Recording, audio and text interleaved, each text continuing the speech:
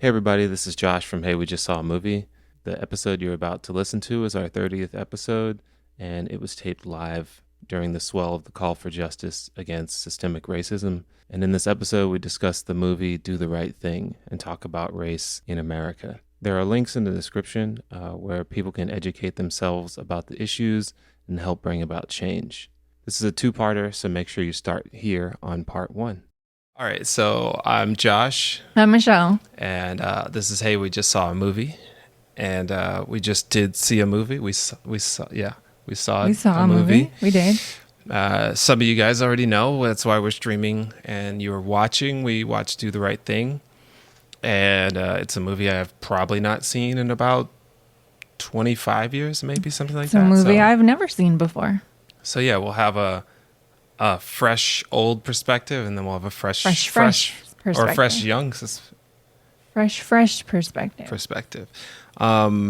You're old fresh. I'm old fresh. I'm new fresh. So yeah, we wanted to do this as a way to kind of use the movie as kind of a launch pad for discussion about everything that's going on in the world, essentially, and injustice, racial issues in America. There's so many like avenues and directions we can go with this, but we're gonna try to be narrow.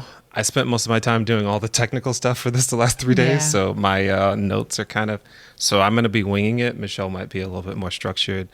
And if you guys have any questions or anything, throw them in the comments. Actually, if you I forget. But or any thoughts, we can kind of go through those. But first, we'll just kind of go with a little bit like what we usually do. And this is going to be a very loaded question, but keep it brief. How was your week? Oh gosh, we're gonna do this. Yeah. It was a week. Yeah. That's what I'll say. It was a week. I will say we've all been stuck at home anyway, and I always work from home anyway, but the whole like COVID and then wanting to be out in the marches and then really kind of weighing like that whole thing, and then also just kind of being on, like, I've already been on social media a lot usually, but it kind of was taking up all of the space in my brain and making it was just hard to work this week. That's all I'm trying to say.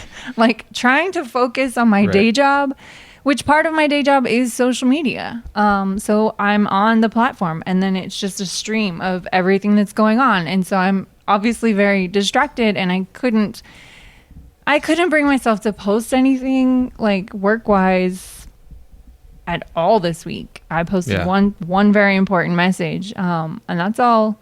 I couldn't function. I did get some work done. I did work, guys. But I did work. I'm just saying. Don't fire me. I'm just saying it was definitely distracted this week, and there's a lot of emotions going on, and yeah.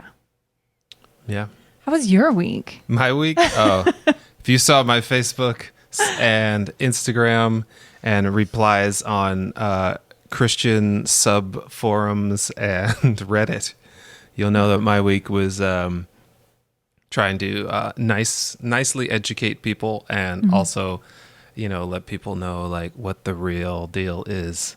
So I was very angry. I guess that was last week technically. But one reason I didn't want to go out, because I would have tore some stuff up, to be honest with you. So I was like, let me sit my black behind in this chair and wait and let the calm wash over me, let the Christian man wash over me, or the nice man wash over me, and chill for a second and gather myself. I think kind of like Killer Mike was saying, like plot, strategize, and then execute. And so, we had to think about, I have unknown immune issues that pop up randomly. I'll go to the doctor and they'll be like, are you 75 years old? Nope. No. They're like, do you have HIV? I'm like, nope. Nope. And they're like, why do you have this issue? I'm like, that's why I'm here to ask you. So I didn't want to go out and march for a while for those two reasons. I didn't want to get caught up in the flurry, and I didn't want to get sick. But, seeing everything this week that was going on, and seeing people also settling down, and me just, kind of just being like, all right, well, let's just do this. And, whatever happens in a way. And that's a dumb statement, but I'm just saying, like, we took a lot of precautions. We wore double masks.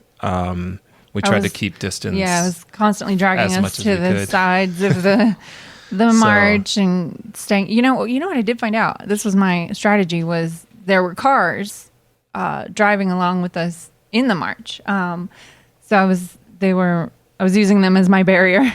Right. So I was marching in the cars. That was my way of our social distancing. Yeah, there was a lot of I think the thing about this week that was really interesting to me is, like, people are really showing who they are, whether it's good or bad or neutral. Like, you're finding out who's, for World War II terms that everybody knows and uses a lot. You found out who was Team Germany, who was Team Allies, and who is Team Switzerland. Some people were like, oh, well, we gotta, and that's like Team Switzerland, and other people were Team Germany, and other people were Allies. So, that really was, even though it kind of sucked, it was kind of encouraging to be like, all right, I know where you stand. All right, cool. I know, like, where you're at in the situation. And not to say people can't change or people can't realize or grow or whatever. It's, I just know where they are currently, and somewhere they've been for like 20 or 30 years. So, so that's kind of, was our week, but it was great to see so many people out. And we, for me, it meant a lot to go to march over to Beverly Hills, because everybody loves Beverly Hills because it's wealth, and where everybody wants to be rich and famous, and everybody wants to kind of climb over other people's backs so that they can live in that city or buy things from that city. So it's cool to kind of go there and have the people talk, and Black Lives Matter organizers and everybody to be able to speak there on that Beverly Hills park that they newly renovated. That iconic, where it says Beverly Hills, and it's got the little pond or whatever in front of it, and like it's so recognizable, right, to anybody. That's what they picture when they think of Beverly Hills. So that's where we were. Yeah, so it was cool. People were, I know the news has done a way better job than they have previously, but they've been like worrying people. Everybody was cool. Everybody was chill.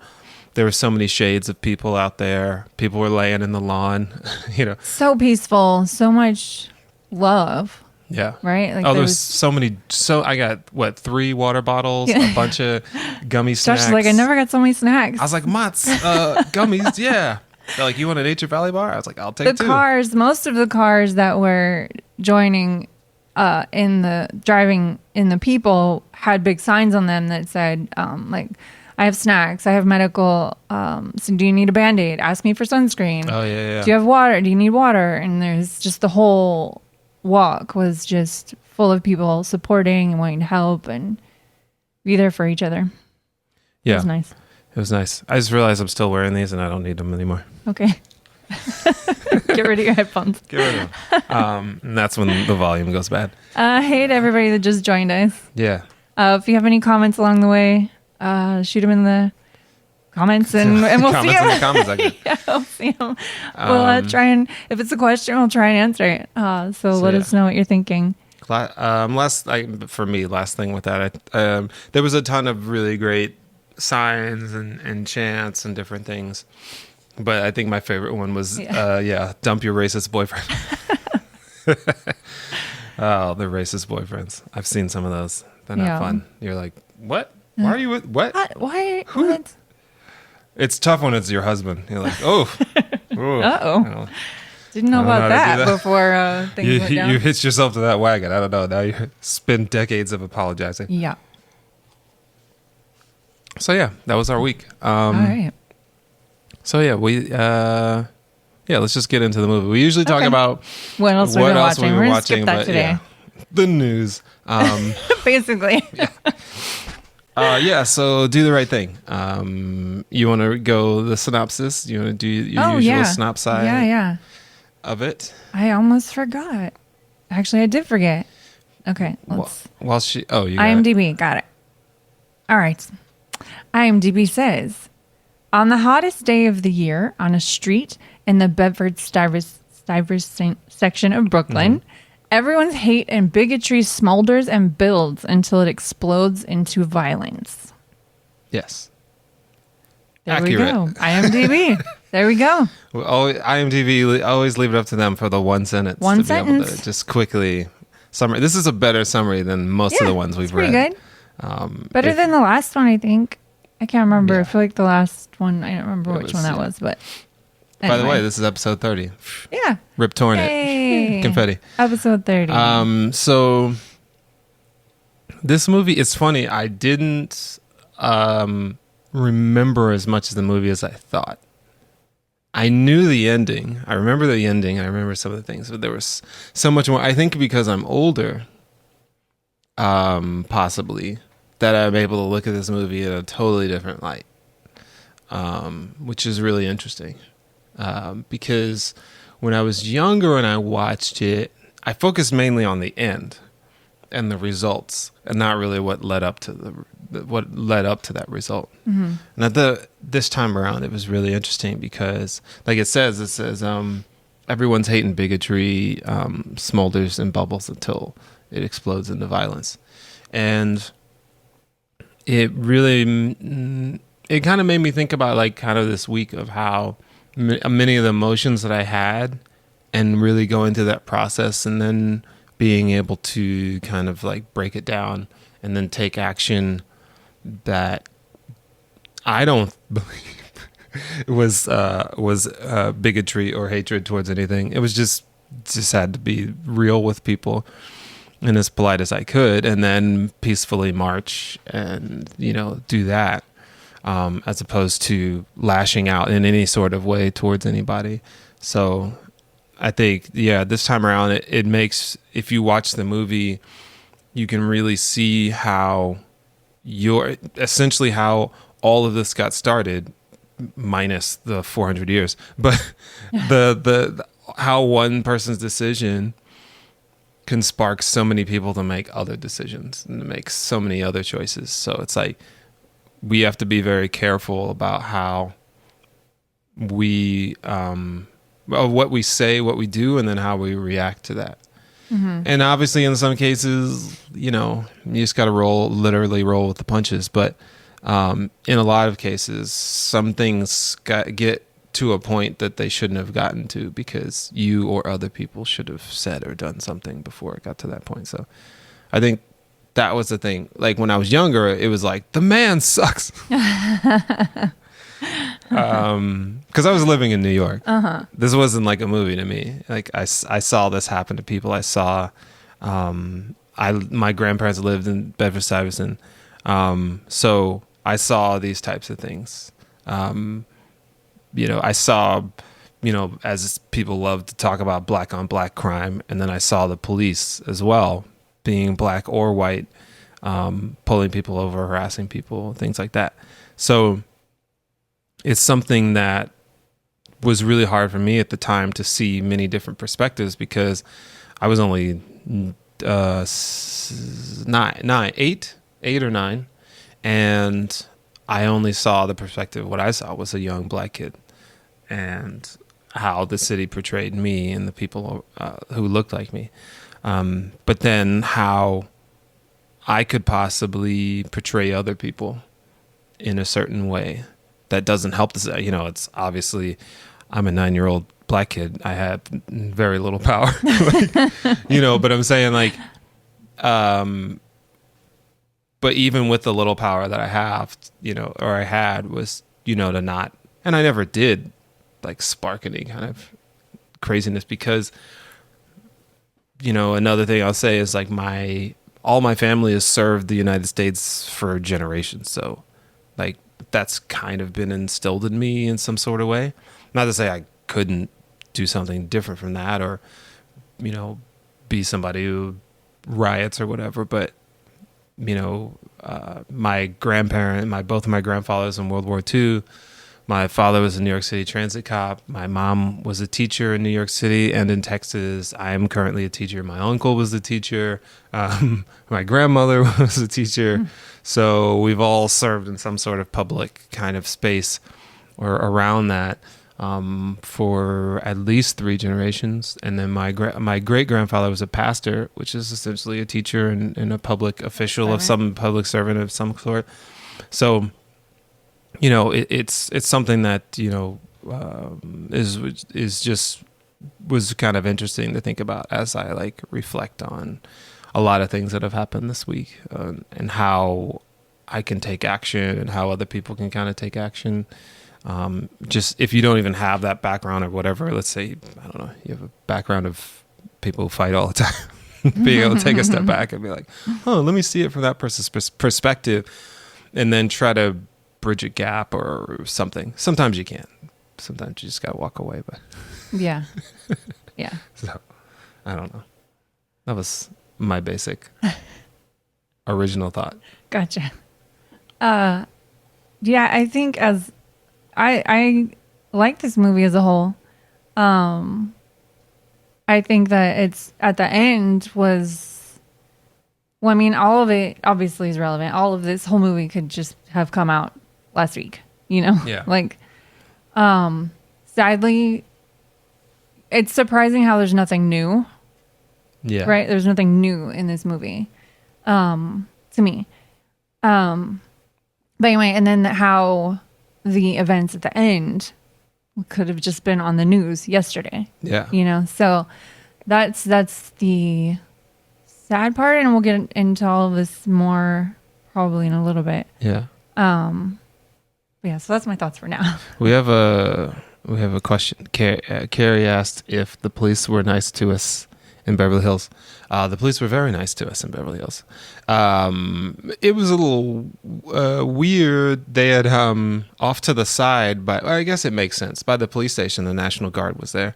And then they had 2 not dump trucks. They had 2... Oh, they had giant dumpsters that were blocking the streets. And then they had National Guard. Yeah. So it's interesting because the police station's on one side of the street and then that iconic Beverly Hills thing is on the other. There's a long park that runs down Santa Monica in Beverly Hills. So that's where the march essentially ended, was in between those 2 things. And so they had blocked off all the streets so nobody could really go anywhere else. A lot of these marches are more like funneled by the police, really. Yeah, it's like some sort of negotiation. We didn't have any problems. We didn't barely have any interactions. Like it seemed like, so they blocked off the streets. That was a good thing. And I don't know, like, obviously I'm not an organizer, but I don't know if they spoke to the police beforehand. But when we were trying to find the march. We went to Pan Pacific Park. And then we were like, we don't want to march in a bowl, because essentially Pan Pacific Park just goes down and you can't see anything that's going on, and that doesn't really make people think per se. So then a friend of ours, Gregory, goes, we saw his post, we're in Hollywood.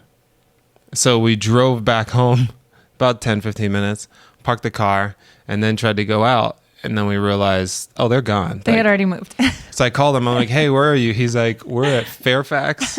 Where we just were for the other march. Yeah. Anyway, there was a lot of marches going on, so we're trying to find they're splitting and then converging and splitting up again. So we went to Fairfax, Santa Monica, parked our car, 2-hour parking, and I think we were there for like 4 or 5 hours. Yeah, we were gone. No ticket. And so they had already kind of blocked the street off and were following everybody. So we just merged in and walked like.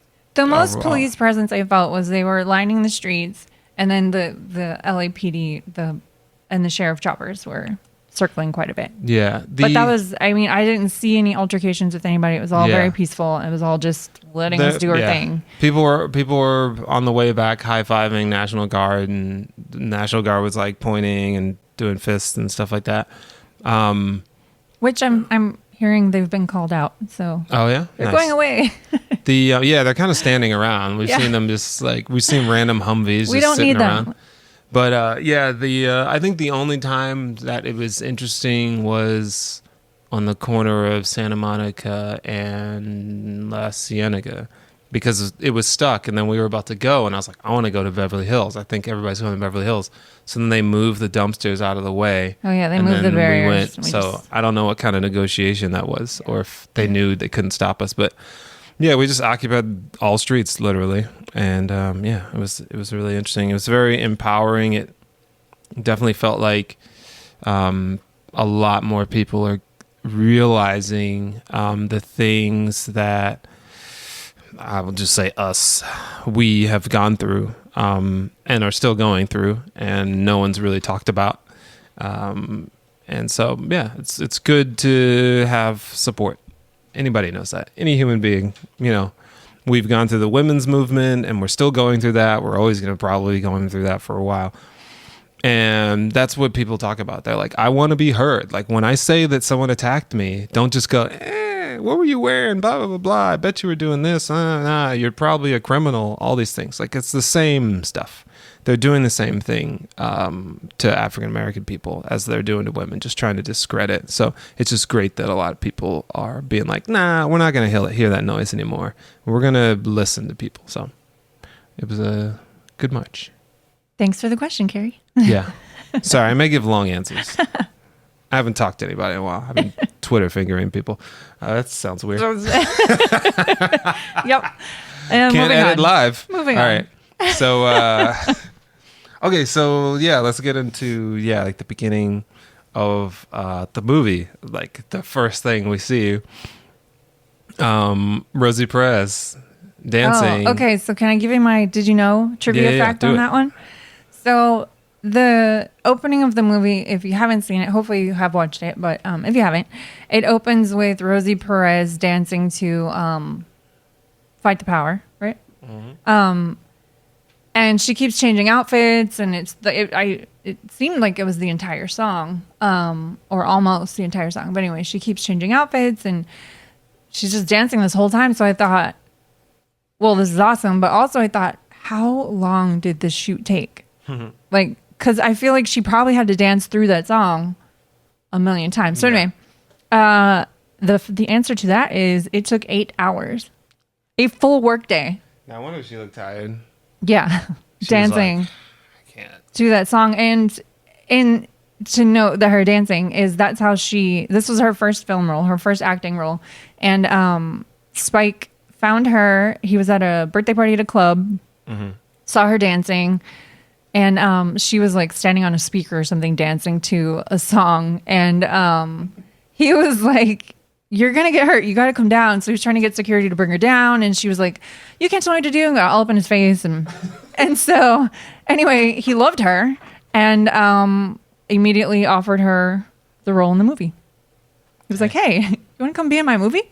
She was like, okay, my sister lives a couple blocks from there, sure. So Rosie Perez, I don't remember, we watched that Psychedelics movie on when she started dancing. It reminded me of that because she went to a party, or she went to a club, and then somebody put LSD in her drink. Oh, right. And she was like, I was a good Catholic girl. She said, I didn't drink, I didn't smoke, do anything. I never just had danced. Sex, nothing. She's like, I just danced. That's it. And she's like, somebody put this in her drink, and she was just kind of like, what did she say? She was the like, floor was the floor moving, was or she was moving. afraid like she was going to drown, and she was like swimming on the floor. Right. And like, something else happened. I think she said her boobs started swelling. Oh, yeah, or she was like afraid. that. Yeah, her. And then she was going to fly away or something. And so, yeah. Don't do drugs. Yeah. It's another Rosie Perez story. Yeah. But anyway, so that was my fact on Rosie's on the opening. It's funny because as a kid, I was like, this is really long. The opening? Like, it was really long. I was like, this could have been shorter. But I still stand by that. I think it was great. I think she did a good job. But I think I'm like, oh, this is kind of long. Yeah. But, whatever. I Think don't know how she felt filming that. Yeah, she 8 did hours. look kind of like, oh man, like, can we like? I didn't count how take a many break? wardrobe changes there were. I wish I had. It reminded me actually of the Cosby Show a lot. Oh yeah, Like the dancing opening. One of the seasons, when they danced, and it was. I was kind of like when it started, I was like, oh yeah, this is kind of like a theme, a Cosby Show theme going on, but yeah, it was interesting as the movie starts to see that the sun is a character. You know, like the heat and the Oh, sun yeah, that's the being heat. Yeah. that's being generated is like kind of the antagonist of everyone. Yeah. It's like everyone is against the sun, and it's the constant player in like everybody's life, because what's that called? The great equalizer, essentially. It doesn't matter who you are. It doesn't matter if you're Black, Latino, Puerto Rican, Italian, whatever. Like when it was hot in New York City, it was hot. It was just hot pretty much everywhere. It's not. Some people who are in Texas, they're like, well, just turn on the AC. It's like, there's no AC. There's just fans. There's just fans from the 70s. That's it. And windows that hopefully open all the way up. That's it.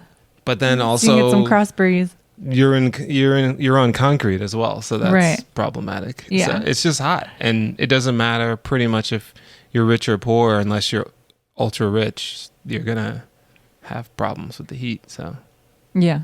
Another thing I didn't think about when I was a kid. Funny thing is, I watched this in film school when I was there for 1 year before I dropped out. But I dropped out of film school. I didn't drop out. But yeah, that was an interesting thing. And I think the cool thing, you know, about right when it starts, you see like the vision that Spike has and the cinematographer as well. Of like what they're trying to achieve and how they're going to go about doing it with, you know, the way that the characters are introduced, how they come into frame.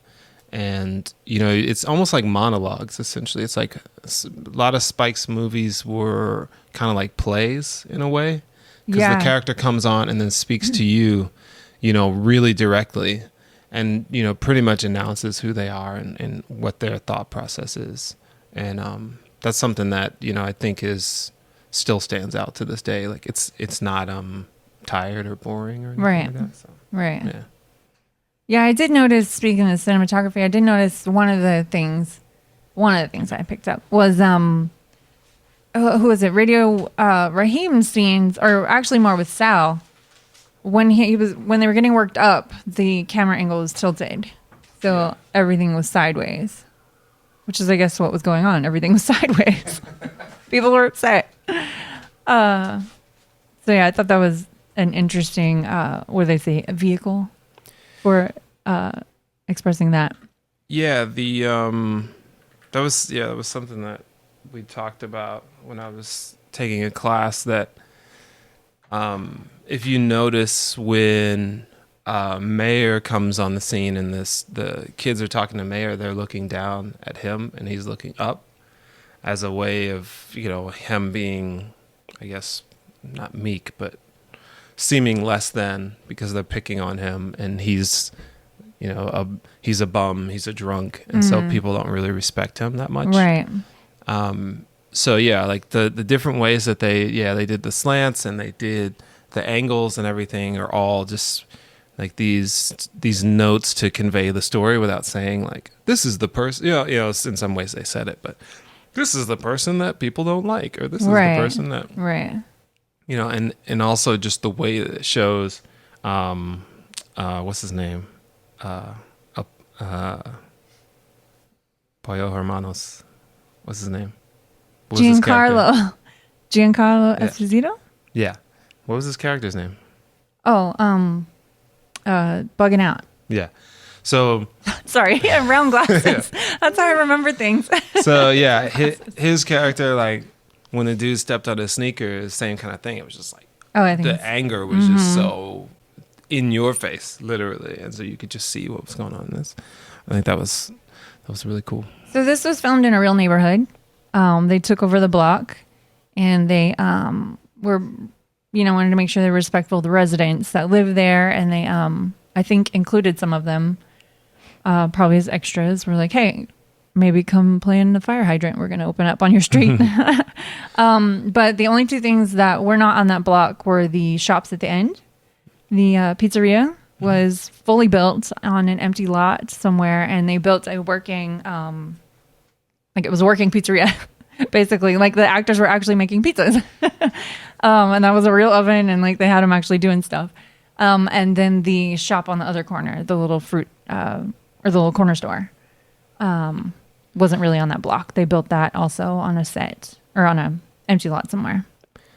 So those are things that weren't there. But then they changed the coloring of the block to, like you were saying, portray more to make the heat more felt. Right. In the scenes, they did like the richer, like the red, orange tones. So interesting. The movie facts. So anybody who hasn't been to New York, that's kind of, obviously most of it is what it looks like, and then even those kind of corner stores or bodegas or whatever, that's kind of pretty much what it looks like. And I don't know what it's like now, but you did have people that were not sometimes living in that neighborhood. You didn't have, in Bedford-Stuyvesant, Brooklyn, there's a large Black, Latino population. You had people that were Chinese, Japanese, running stores. You had some people from the Middle East. You had Italians running stores. So there was definitely the reality of this movie was you definitely had cultures mixing, and not just cultures like kind of like we are now, where we're kind of 1 or 2, 3 generations removed. This is like some of these people like just came from China. Like he says in the movie, like how did they just come here? He thought they got off the boat a year ago and they already have a successful store in that neighborhood. Yeah. Were they Korean? I think so. Yeah. So, well, actually, let me back up. I don't know, but they were referred to as Korean. Yeah, that's what I was saying. Yeah. I don't know. So,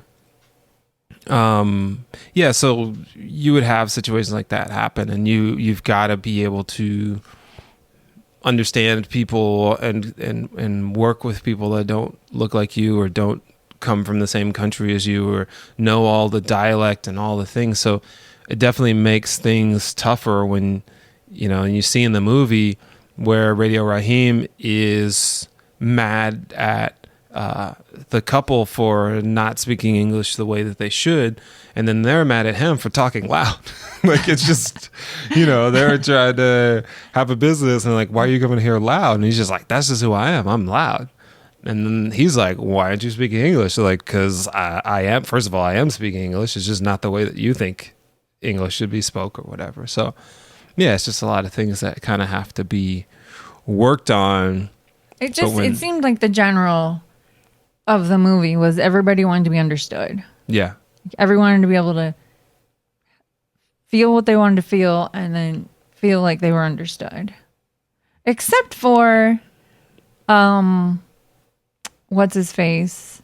Chichoro's character. Pino? Oh yeah. He kind of didn't want to understand anybody. He didn't want to understand anybody. He just wanted to be understood only. I don't even think he cared if he was understood. I think he just wanted to spout whatever he had to say. Okay, so let's back up for anybody who hasn't seen the movie.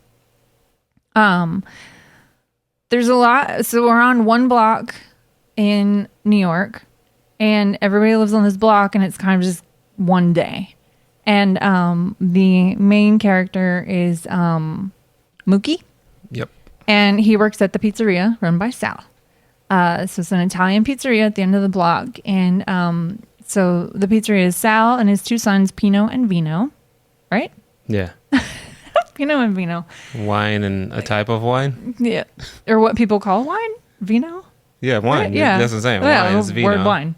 And then Pinot is a type of wine. Yeah. And so anyway, so we meet Mookie's friends. The Italian family doesn't have any friends, like outside the neighborhood, they just basically stay in the shop the whole time. Yeah. And it seems like they go back. They don't live there. They don't live there. They go back to Bensonhurst or wherever. Yeah. So one of Mookie's friends, and kicks off early. This kind of thing is established, and then it rolls back around later, and kind of intermittently throughout the movie. Is Giancarlo's character? What was his name again? Bugging Out. Yeah. He goes into the pizzeria. He eats there every day. He's, you know, how restaurants have and dry cleaners and stuff that have like the wall of celebrities. They do. No, it's just funny because that's exactly like, you know, dry cleaners. They just have random celebrities from 1984 on there. Or, you know, like deli, wherever, restaurants will put up like celebrities, right? Usually it's somebody that's come in and they have a signed picture on the wall, whatever. So this pizzeria, Sal has put up only Italian American celebrities on the wall. And Bugging Out looks up one day and notices this. And he's like, hey, wait a minute. You're in a black neighborhood. There's not a single other person on this wall other than Italian people. And so he gets kind of like into Sal with this and is like, yo, why don't you have any black people on the wall? And Sal was like, because I don't have to. This is my spot. So they kind of get into it. And then Bugging Out decides that he's going to boycott Sal's. So that's what that was the beginning of that whole thing. So that is kind of Bugging Out's mission throughout the movie, is he's trying to get people to boycott. And then the rest of it is like seeing the different pockets of people in the neighborhood and what they're doing during the day and how they're feeling and what they're discussing with each other. So it's kind of the run through of the synopsis, I guess. Yeah. So, like on that note with the representation, because it's kind of funny because like I feel like there needs to be representation in places for the people that are working there and people that are being served. It's kind of like when you go to Wells Fargo and then they put pictures of Wiley or LA or whatever. And oh, right. Like wherever you are, the neighborhood. Wells Fargo doesn't care about any city they're in. They're just like, we're here to make money. So the workers do, but I'm saying the corporation. Right. So it's in your best interest to do something like that. But do you have to do it? Not really. Like if I go into a shop, if I went into a pizzeria, actually the pizzeria down the block from where I lived in Queens, I think there were some Italian guys on there. But I didn't care. I was just like, these are Italian. So it's just like, I'm an Italian restaurant. Like, you know, if I'm going to open up a African restaurant, I'm not going to put a picture of Frank Sinatra up. I'm just like, what that, I'm right. Like, okay. Or I'm not even going to put up pictures of like the city per se, you know, maybe the city councilmen or people, you know, but so it's like, in that application, it's kind of like, what? But in kind of like you were saying before we got on, the argument for representation is very important, but the argument of how you're represented is even more important. Like choose your battles of representation, because I'm not going to fight for black people being put in Italian restaurants. I'm going to fight for black people not being shot. I'm going to fight for people not calling us names. I'm going to fight for all sorts of other things. But I mean, if somebody has a business, if somebody has an ice cream shop, and, you know, there's a different thing. Like if there were all the presidents on the wall and then there was like, where's Obama? And they're like, yeah, we don't do that. And then I'm like, I'm not doing this. Right. But, you know, if you're just like, hey, I'm Greek and we're just going to put Greek people up here, like Papa Cristo. Like, do all the Greek you want. I'm going to eat that food. Because I love me some Greek food. So I miss Papa Christos. We haven't been there in so long. Really yummy Greek food. But that's kind of evident also in that he's going around the neighborhood trying to enlist people to also boycott, and everybody's like, no, I'm not going to boycott Sal's. I grew up eating Sal's. I'm not trying to put them out of business. What are you talking about? So he can't really get anybody on board, which I'm sure increases his frustration because Sal, I think it's also important, is the whole interaction is like the responses of people, right? Like it goes from 0 to 95 in like a split second. And Sal is immediately screaming and getting his bat and like, you know, like what the heck? So, you know, and then throws him out of the shop. So he's like feeling so rejected. You know what I mean? Like it's like kind of this escalating thing. And so when you feel wronged and slighted, you know, you want to find somebody to be in there with you, and to kind of support that. So that kind of kicks off the movie a bit. But I wanted to talk about, can we talk about Sal? Yeah. Okay.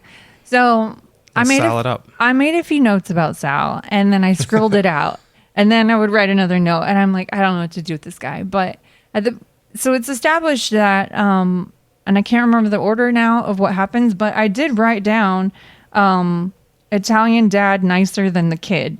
So at some point earlier in the movie, there's established that the older son, Pino, is very upset about being in the neighborhood. He hates his job. He hates working there. He hates being in the neighborhood. Basically does not like black people.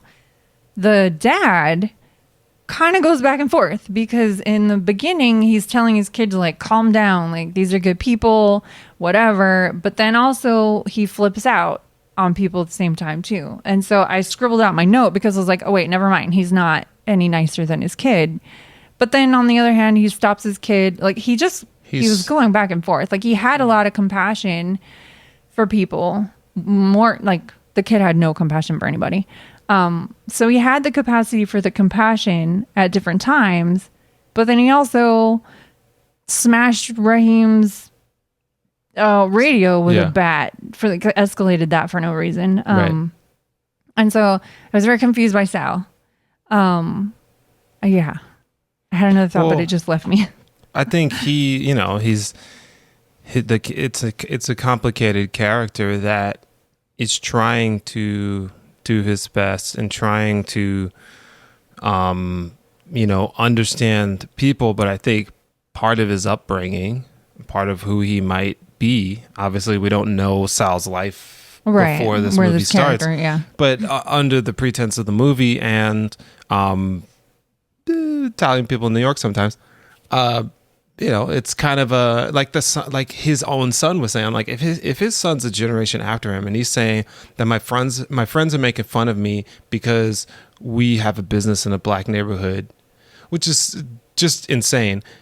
If your friends are making fun of you because your dad owns a business of any kind, like, those are, like like Sal said, those aren't your friends. Right.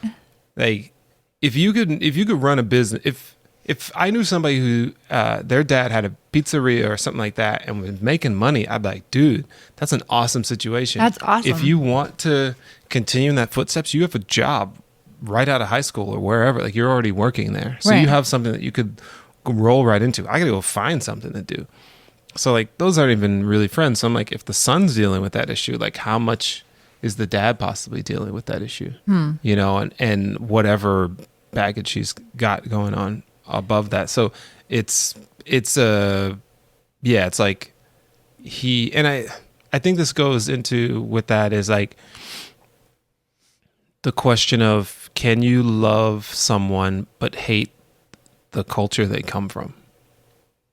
You know what I'm saying? Like, he had this relationship with Mookie, and he had this relationship with the community, but was it a transactional relationship that was kind of like, I like these people under these circumstances? Like, if he was just living in the town, if he was just living on that block, not making any money off of those people, how would he feel? Like, you know what I'm saying? He seemed to truly care about the neighborhood, and he, like you're saying, like, he was transactional, but also he said he was proud to have watched kids grow up in the neighborhood and growing up on his food. He seemed to take pride in that. And he also truly seemed to care for Mookie. But then it sort of, it stopped. Like, he had the certain people he cared for. He cared for Mookie. And Mookie's sister. And Mookie's sister, which I have a point on that, which we'll get to later. But I remember why I was thinking about this more is because a lot of people, especially lately, but this kind of happens a lot, and we were talking about this the other day, is when somebody does something bad or somebody does something crazy, and then a lot of people pop off, and the first thing they say is like, where are this person's parents? They must be terrible parents. This started in the home. Their parents taught them to be this way. Yes, that happens a lot. I'm going to agree with that. But also, you grow up, right? So at some point, you experience life on your own and you decide to keep being that person, right? Yeah. Which I know it's hard to fight where we come from and what we've grown up, but at some point, you are still just kind of deciding to do that. and be that way. And so, but it felt like this was kind of evident in this family. Maybe it felt like the dad was had much more compassion than the son, and the son was just like gross and hate filled. And then the other one, and then was the just other like, son was defending Mookie and like had that hard conversation that I'm sure a lot of people are having right now with their own families. Is like he stood up to his brother and was like, "You don't know that about Mookie." He was trying to say like, you know, we have to stay away from the black people. They're not our friends. Blah blah blah. They're bad. Yeah. And the youngest brother was like, "You don't know that. I like him. He listens to me. We're friends." Da da da. And you know, got into it with him. So you see 3 different results in the same family. So it's just interesting that it's not always. I mean, I don't know. We don't know his childhood, obviously. Right. That's not where the story begins. But where's it made the me. mother? Right. Where's the mother Where's in the the mom? home? So it just made me reflect on that, because you see that a lot is like, oh, you know, your parents taught you wrong. And teaching, I mean, parents definitely be talking to your kids, not saying racist things. Don't raise racist kids. It'll make it easier for them to keep choosing to be good. You know what I mean? Like, right. But as adults, we can't just blame our racist family, right? Right. I don't have a racist family. You're like, please, I'm not saying this from first-hand experience. Right. It's not me. But if you do, if that's how you were raised, choose to be different. That's all I'm saying. Yeah, I think because Mookie had a conversation with Vino and was like, "Look, who's your favorite basketball player?" He's like, "Michael Jordan." He's like, "Who's your favorite?" I forgot. Musician. It was Prince. I wrote these down. Who was the first one? It was your favorite basketball player was Magic. Magic. It was Magic. Your favorite singer, Prince. There was a third one. And your Prince favorite actor was Eddie Murphy. Oh yeah, he was like Eddie Murphy. Yeah, Magic. And then he was like, "Who's your favorite singer?" And he was like Prince. And he's like, Vino's like, no, the boss all the way. And he's like, no, you're always talking about Prince. Pino. This was the older brother. He was sorry. Why? Similar the names. Bad brother. The bad one. But I think to me, that's something that I experienced. Like I was the Magic Johnson or the Prince or whatever of black people in the town I lived in. People would say like, and not all people. I know Carrie's on here. I know Aaron's on here. Other people might watch this later. But I would get a lot of like, "Oh man, I hate black people, but you're okay, Josh." Or man, they're always doing this, that. I'm glad you're not like them.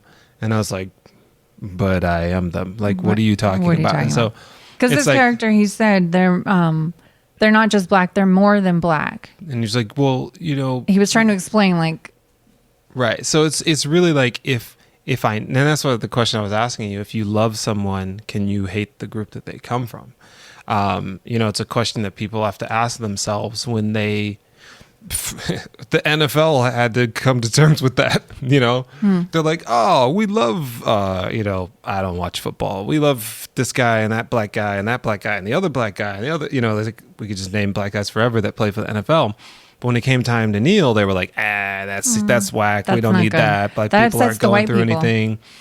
We need to respect the troops and this and that. Like, black people don't serve in the army or in any branch. And so the NFL had to go, "Oh crap, we're either we were wrong or we're going to get creamed really badly, and this is going to be bad for money. So we need to change our tone." But I think that's the thing that bothers a lot of black people is because our culture is so celebrated and loved, and our contributions are so celebrated and loved, but our people are still treated like crap in this society, in American society. So I think that was a really poignant thing that still rings true today, and something that we're now finally taking bigger steps. There's been small steps over the last 30 years, but it seems like we're taking bigger steps now. So yeah. Well, that was my discussion on Sal. That was Sal. And sort of the sun. So I think for me, there's a couple of things with the because this time around, I guess I was focusing more on the African American characters. So some of the things that you see in the movie, if you've never, I don't know, been around African American people or a group more than one or two, or been to New York in the 80s or whatever, like, so a lot of those things rang true. Like, there was, like, when I lived in Queens, so it was a little bit different, but when I went to Brooklyn, I didn't, when I would visit my grandparents in Brooklyn, we didn't go out much. My mom tried to protect me. Like, I think we go over to Brevoort Projects from time to time, which is around the corner, but we didn't really go out that much. There was like a lot of drug dealing and whatnot going on. There was a tree that had crack in it. They would sell crack. We call it the crack tree. So we didn't go out that much in Brooklyn. Mom had to push me under a car during a shootout one time. So I didn't really get to experience all that in Brooklyn. But in Queens, it was just like that. We were multicultural, multiracial, whatever buzzwords. And we did all the stuff that you see in the movie, like people walking up to other people's homes and stoops, people sitting on the stoop talking, people cracking on each other, people who were older, showing your respect to older people. Sometimes people are not showing their respect to older people. But I think the thing that I was looking at was the different types of people that they had. And, these are a little bit general, but I was thinking there was like the extreme, and these are all brothers, the extreme brother, which was, I keep forgetting his name. Glasses? Yeah. Bugging out. Yeah. So he was like really extreme. Everything was sensitive. Everything is like, you stepped on my sneakers, blah, blah, blah. Why are no black people on the wall? Just like coming at it like hardcore. And you'll have, people like that. That's like conspiracy brother and an undercover brother. People who are just like on it all the time and everything's like a big thing. And then Mookie was kind of like the keep the peace kind of brother. He was like, he's friends with these people. He's friends with those people. He doesn't really want to make waves, sometimes for better or for worse, but he's just trying to like survive and keep the peace between like all the different cultures that he's involved with. And then there was the militant brother, which was Radio Raheem. Like throughout the movie, I think he only turned the radio down for Mookie. Like every other time, the radio was just up the whole time. Like he went into the pizzeria was up. He saw the Puerto Rican dudes. The batteries died. Oh, yeah, but he saw the Puerto Rican dudes and they had the volume battle. It was up. Like everywhere he went, it was up. He was playing the exact same song. He had a mission. He was going to where he was going. He was getting pizza. He was doing this. And he wasn't really like fraternizing with people that much. He was like about his job. He just had his laser focus. And so, like those are definitely types of people that you might see probably in any culture. But I know like I've seen these people in real life and, they're portrayed in film and things a lot. And so I was like, oh, these guys fit kind of into those characters. And then you have like the crew or whatever, like the people that kept coming around, like when they were clowning on the old guy, Martin on Lawrence's group. And so you have those type of people that are just, they egg on people. They don't do anything. They're like, yo, you gonna let him talk to you like that? Yo, B, why you doing that? Like, yo. Oh, right, when the guy stepped on his shoes. Right. And they were trying to get him to go. They're like, oh, I heard he was talking about your mom too. Yeah. And like all this stuff. And like Bugging Out was like, yeah, you better go inside. And they're like, no, go get him. You're not gonna let him go. So they were trying to get him to like, to do more. I thought that scene was funny because, it's like this white guy just kind of comes up, scuffs his shoe, which is like it's still a huge thing to mess with somebody's shoes. But definitely back in the day, there's, things that happen over shoes. 108 with tax. That's cheap now. That's what he said. Those shoes even scuffed are probably worth a lot of money.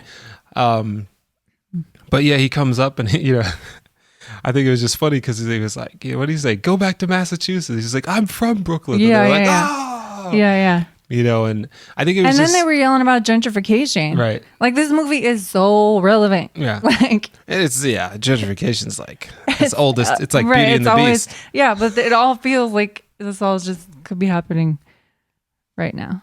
I think that's the thing is everybody, like you're saying, everybody wanted to be, did you say heard? Or Understood. Understood.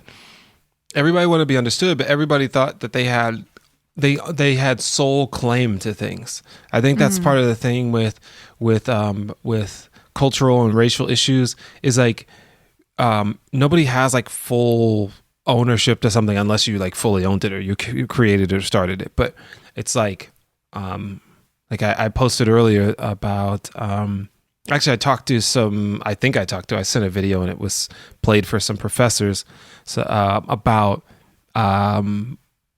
I talked about specifically like hip hop and how it needs to be really seriously taken as a real art form. I've heard some students come to me who produce and whatnot, and instructors have told them that hip hop's not real music and they need to focus on real music, which is extremely insulting musically, culturally, racially, all sorts of things, all the lees. Mm-hmm. And I think the like that street, nobody really owned that street. That wasn't like, you know, a lot of Black people live there, but also Puerto Rican people live there. I think the presumably Korean family lived there. The older guys, I think, they've maybe from somewhere else. The older guys. One of them was probably somewhere from Africa. One seemed Jamaican. The guy was gonna guess on the Jamaican. left, African. I think the guy on the right, Jamaican. And then the middle guy was just from the South. Right. But you know, when I was talking about hip hop, it was like there's nothing wrong with someone who's white doing hip hop at all, because there's no ownership of that. But it's more of understanding the roots of it. So if you're going to move to, let's just say, Bedford-Stuyvesant, or like when I moved to LA, I didn't know LA very well. I didn't know what LA had gone through. I knew about the riots, but I knew as a bystander. So one time somebody said, and I don't even remember, I think were the LA riots in June? I don't remember. But someone said, do you know where you were on this day or whatever? And I remember when the riots were happening, I think there was the NBA Finals. So I posted about the NBA Finals, just not paying attention. Then I looked, and then people were commenting about trauma and different things that were going through the LA riots. And I was like, I don't know this culture. I need to shut my mouth. Yeah. And so I think that's the thing is like, if you're going to go into something that you don't know about or something that a group of people have started and you want to be a part of it, you need to know the background and the history of it. So to be able to bridge the gap, you don't move to France and say like, I own France, I'm French. You need to work your way into that culture and understand who the people are. And I think the people that lived on that block, they, whenever they got there, they kind of just claimed it and then were just like, you can't have any part of this. Right. In some ways, like, you know, some people are being fun and jokey and, you know, but in many ways, people were trying to be understood, but really not listened to. Right. It was still a block. It was one block, but it still had pockets. Yeah. Even though it was all, technically everybody was neighbors. It was all the same neighborhood. But it was definitely pockets with like bubbles. Right. I was going to say earmuffs, but bubbles. Bubble muffs. Yeah. So on a side note, it was good to see a babyface Sam Jackson, being the what was his name? It's a long name. Oh, it was DJ. Oh man, let me find it.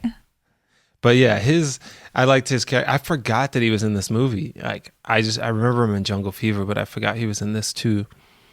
And it was just good to see him be like a super local. I'm like, was he just broadcasting on that block only? Yeah, I don't know. It seems super local, yeah. That's the interesting thing about like small radio back in the day, is stuff like that could happen. Mr. Senior Love Daddy. Yeah, that's what it was.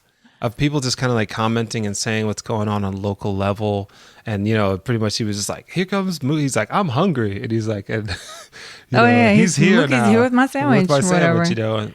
just being connected to the community in a way. You know, we have city radio stations and stuff like that, but just having like the really niche local radio stations is kind of a thing of the past that we don't really have anymore. But yeah, it was good to see a babyface, Sam Jackson. And Spike Lee was so young. So I think that was before you guys teeth babies. fixed. Oh, this was Martin Lawrence's very first film role. Dang. I double checked his IMDb to make sure, and it was. Because it was like, was it House Party right after this? I don't remember, but I know I feel like it was like soon. He had two TV roles before, but this was his first movie. I liked his big tongue character. Oh yeah, because it didn't seem like he had a list. It seemed like he was just born with a big tongue. The big tongue, yeah. Yeah, I liked all the flaws that people had. Mm-hmm. You know, like everybody had some sort of like quirk to where they weren't like pretty boy, pretty girl, like glossy thing. You know, whether it was physical or some sort of other thing. You know, it's just like everybody had a little dirt to them. So it wasn't just like you could kind of not see yourself in these characters, but you could see these characters being people and not just like, oh, there's like chiseled abs. Oh, right. Size 0, blah, blah, blah, young.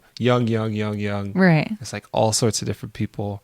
House Party was right after this. Yeah. Yeah. I knew it. You knew it.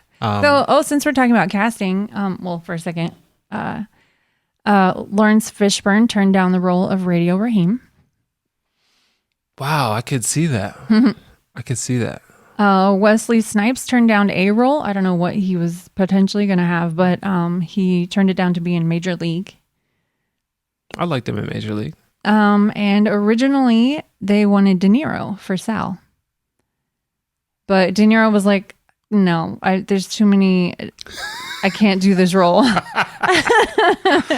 was like, I've put too much into this career to do something like that. No. I'm no Walton Goggins. Thanks, but I'm not. That's okay. So shout out to Walton Goggins. I love him. So I'm not saying it's a diss. Yeah. I don't know how he's done those types of roles so many times, but I'm like, wow. We talked about that on a previous episode, like having to be a racist or be a person that is a racial agitator or anything on the cusp of that. But I think for him though, it might have even been more simple than that. He just didn't want to play an Italian pizzeria guy. He's like, I'm taking a break for that. Yeah. Was he? I think he did Goodfellas. I don't remember what year that was, but yeah, I don't know. That's interesting. But anyway, so yeah, it could have been De Niro. But it wasn't. That's my De Niro. I don't know how his face looks. So, do you want to hear some of the other did you know things I looked up? Yeah, let's do it. Okay. Originally, this movie was with Paramount, but they wanted. Oh, it took Spike 2 weeks to write this movie, by the way. But Paramount. I wonder how much it was written and how much was it? Yeah, a lot of it was improv, by the way. Yeah, a lot of the scenes were improv. But originally it was with Paramount, but they wanted the climactic scenes toned down, and they wanted Mookie and Sal to hug at the end. Oh, Spike said, "No, thanks." That is ultimately a reflection of all the responses, and then the Paramount's like, "Can you calm down a little bit?" What's the word? That's all the responses I've gotten or seen of people being like, "We're sick of this crap," and then someone goes, "Can't we just hug?" Right. And Can we just get along? Yeah. So Universal was like, "We're not scared. Bring it." So never scared. Yeah. So they got picked up with Universal, and so Paramount was obviously scared of it, right? And so then when it came out, some of the reviews were that they were afraid that this movie was going to cause rioting, and they even wanted Universal to move the opening date, which I can't remember why, but something with when it opened. But Universal was like, "No, we're sticking with this. I'll put my career on the line. Right. This is going to be fine." And so anyway, so Spike Lee in a 2014 interview said that it still bugs him that that's what people were afraid of. And he said that it was outrageous, egregious, and I think racist to say that. People wouldn't be able to handle this movie. And then he said, this is my favorite part. As he said, I don't remember people saying people were going to come out of theaters killing people after they watched Arnold Schwarzenegger films. So let's all get machine guns yeah. on the wrist. Yeah. So anyway, so that's a little bit about Yeah, I think it's that. I mean, it's so... It's something that, like, there's a Malcolm X interview that Spike Lee did. This was his name, who got ousted. Charlie Rose. He did a Charlie Rose interview. And it was the same kind of stuff. It was just kind of like, oh, so I think this is the thing.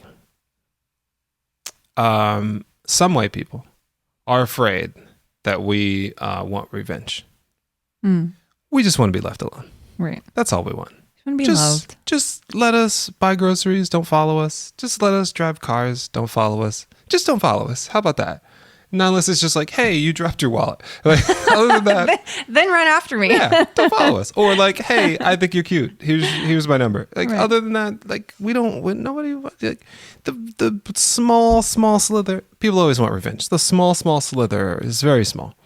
And if people just treated if the government and the whole systemic racism society, whatever words we want to use, just treated this normally, and you just kept doing that, the people who felt like they wanted revenge would be like, I got a nice house and I'm happy. Right, my kids, no point now. Nobody's like, my alarm didn't go off and no cops came with the guns drawn and hogtied me in front of my kids. Then they'll get over that. They'll be like, oh, it's cool. We're good. But I think it's stuff like that where, like, there's always this fear that black people are going to somehow rise up and take over. Like, we want to take over. And it's like, we don't want to take over anything.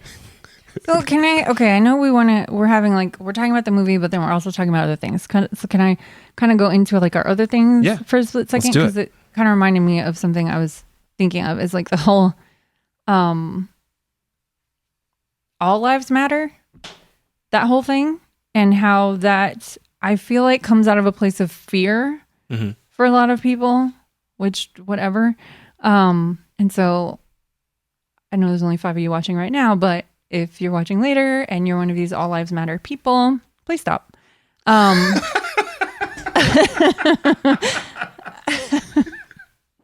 just saying, like, no. Like, it's like the right, like people being afraid they're going to riot from this movie. It's kind of ridiculous. And so, but it's a place of fear and like not understanding. And, so for the all lives matter people, here's something to understand is Black Lives Matter, that whole movement going well and being supported will help all lives. So get behind it. That's all I'm saying. Yeah. Now I can't remember exactly why that was tying into what we were saying, but it doesn't matter. Popped into my brain. So there we go. Yeah, I think because we're kind of talking about people thinking that black people will riot or something like that. Right. That's not what's happening. Yeah, I mean, it's well, we don't know who actually rioted. Right. Well, that's another tangent. Who actually did most of the rioting, or whatever. What was I going to say with that is, it's there's I forgot to actually write down that article, but there is an article that breaks out 9 ways, and I mean no disrespect to people that feel this way. If you are, I can't do anything about it, but it's kind of sad that you have to figure out 9 ways to tell somebody that is not helpful to the situation to say all lives matter. But there's an article, 9 ways, just look it up. I don't think we have a link, and we'll put links to other things. 9 ways that you can explain to somebody that all lives matter doesn't make sense. But what I'll say to you, in a term that many people love, let's say there's a Chihuahua rescue. No, let's say, because it seems like another thing, I'm going to stereotype here for effect. I've seen a lot more white people with pit bulls. So pit bull rescue. So if someone has a pit bull rescue, you should not go and who would go and pick it and be like, all dogs need rescues. Like the pit bulls, like we're focusing on pit bulls, right? Because they're pit bulls are marginalized. Actually, there's a couple other dogs. I think Dalmatians, sometimes it happened when 101 Dalmatians, but it's like people use them and treat them horribly. So sorry to categorize human beings with dogs, but somehow that's how it works. We got to display animals to get people to care about things, right? Because everybody cared about Harambe, and then a black man was killed, and they were like, whatever. So if you have someone or an animal or something that's being marginalized, you don't just go, we need to focus on all of them. It's like, no, we're focusing on this group because they are being mistreated and they are hurting, and we need to help them out. Just like fires, just like cities, like Flint, Michigan. Yeah. It's like we need to focus on the things. We can't just, do everything all the time for everyone. So, and also, if you aren't, I don't mean to attack, I mean to educate on the All Lives Matter, folks. Also, Aaron just posted a link. Thank you. We'll check that out and possibly add it to our list of resources that we're going to put on our page later. But what I was saying is All Lives Matter can come out of fear, and how you were saying people think people want revenge or whatever. But if you are in that camp, the good question to ask is, what are you afraid of? What are you so afraid of by Black Lives Matter? And that's a question to reflect. Why does it offend? And is that a proper response? Right. Like, what really is the problem? And so, sit with that and figure yourself out. So yeah, my cup right here. I got this last year, Pride Month, T-Mobile. I support gay rights. I think people should be able to love and marry and live with or whatever anybody they want to. It doesn't matter. So I'm black, obviously. I have my own agendas, but that doesn't mean that gay people shouldn't be given a platform because I have a platform and my platform is more important. Or we should just, every platform needs to, like, I would never say, if someone says we need to stand up for gay people, I'm like, and also black people, like, it just doesn't make sense. Like, we can stand up for groups and things like that. But when someone has a time, you can also feel certain things. Like I definitely felt when the Me Too movement was starting, and I was like, where's our movement? But I was also like, yes, this is the time. Like, if this is the time, this is the time. Let's do it. But I was also thinking, what about black people? And also, like, last year, there was the advertising companies, as you could see, got way behind LGBTQ rights in a way that they really hadn't years before. And I was like, when are they going to do that for us? And little did I know it was next year. It came under horrible circumstances, but it was literally next year. But I was very happy that people are seeing that different groups need special attention and need love, and groups that don't get that attention. I think that's a big thing. If we're going out and, sorry to attack straight white men, but if we're going out and only supporting straight white men all the time for acting roles and for businesses and for whatever else, like we're not helping all of society. There are so many women. There are so many black women. There are so many Haitian people. There are so many Spaniards. There are so many Croatians and different types of people that can really do a lot, not only for this country, but for the world. But we only tell that story. And the United States is doing a better job. Parasite won, and that's cool. But, how many of us have seen another? Actually, there's a lot of people watching Korean films now. I know a lot of, and K-pop and a lot of anime and stuff. But still, it's like the majority of people, it's like, I watched Parasite and I did my part for Korean people. I did my part for Asian people. It's like, I've had to do a lot of soul searching, even up until a few years ago. As a child, I was very, very discriminatory to Asian people. And I had to really look at that and check that. I had Asian friends, but same kind of thing. I didn't treat the whole of the group with respect and love. And I had to spend time with myself and go, wow, those things that the things that people say, at least in the United States, about Asian people is despicable. And I had to really look at myself and say, like, I said some of those things. I thought some of those things. I egged people on in some of those things. And I think people have to really take a look at themselves and see if they've been complicit in these type of things and right those wrongs and really stand up for people. So when a group is marginalized, we need to rally around them and we need to help them, even if you don't know them or associate well, to get to know them and rally around them at the same time. So that's whatever I was ranting about. Sounds good. To keep moving with the movie, I guess. Yeah. All right. So I guess we can discuss the end, or the it gets to be nighttime. Everybody's had a hot day, hanging out, working, whatever they've been doing.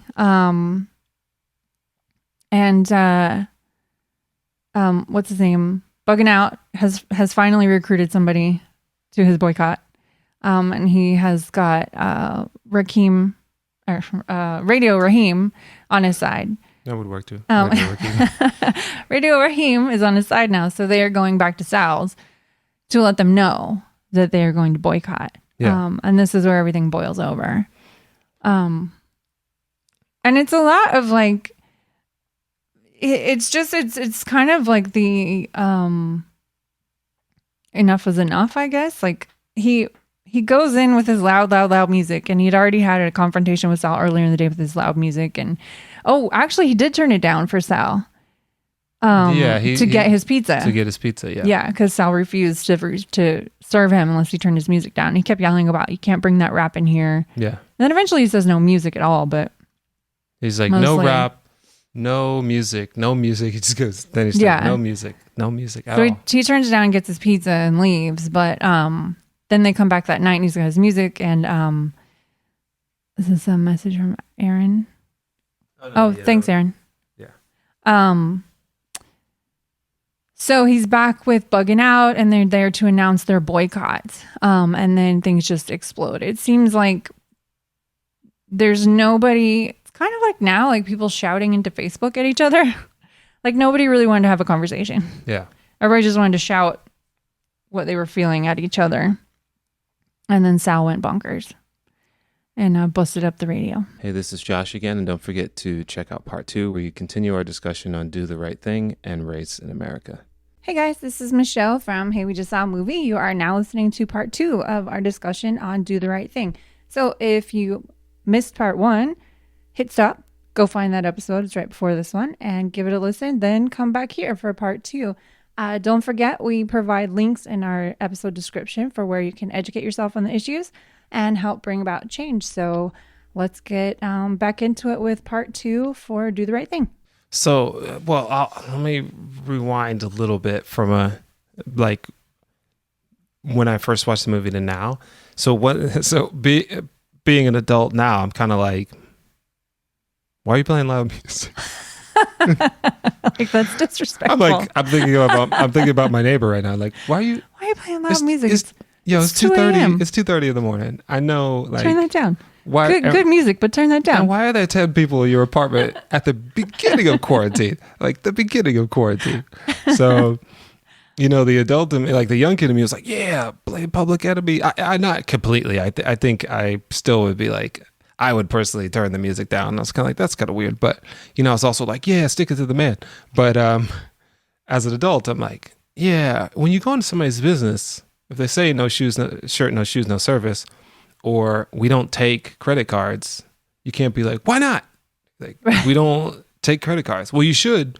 That's sure, it's debatable, but we don't take credit cards. So, I was just kind of like, when he came in, he was like, turn the music down. And he was just kind of staring at him like, yo, turn the music down. Like, why would you do that? I hated that. I think I don't like loud music on the street. Like, I always felt like when I would be on the subway and somebody would be playing music mad on the at subway. Radio Raheem the whole movie. Like, yo, turn that down. Like, I'm with Sal. Like, turn that down. Turn that down.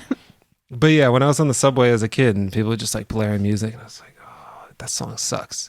Like, turn it. Like, nobody wants to hear that trash. it doesn't matter what it was. Like, even if it was a good song, I'm like, that's cool and all, but nobody wants to hear that.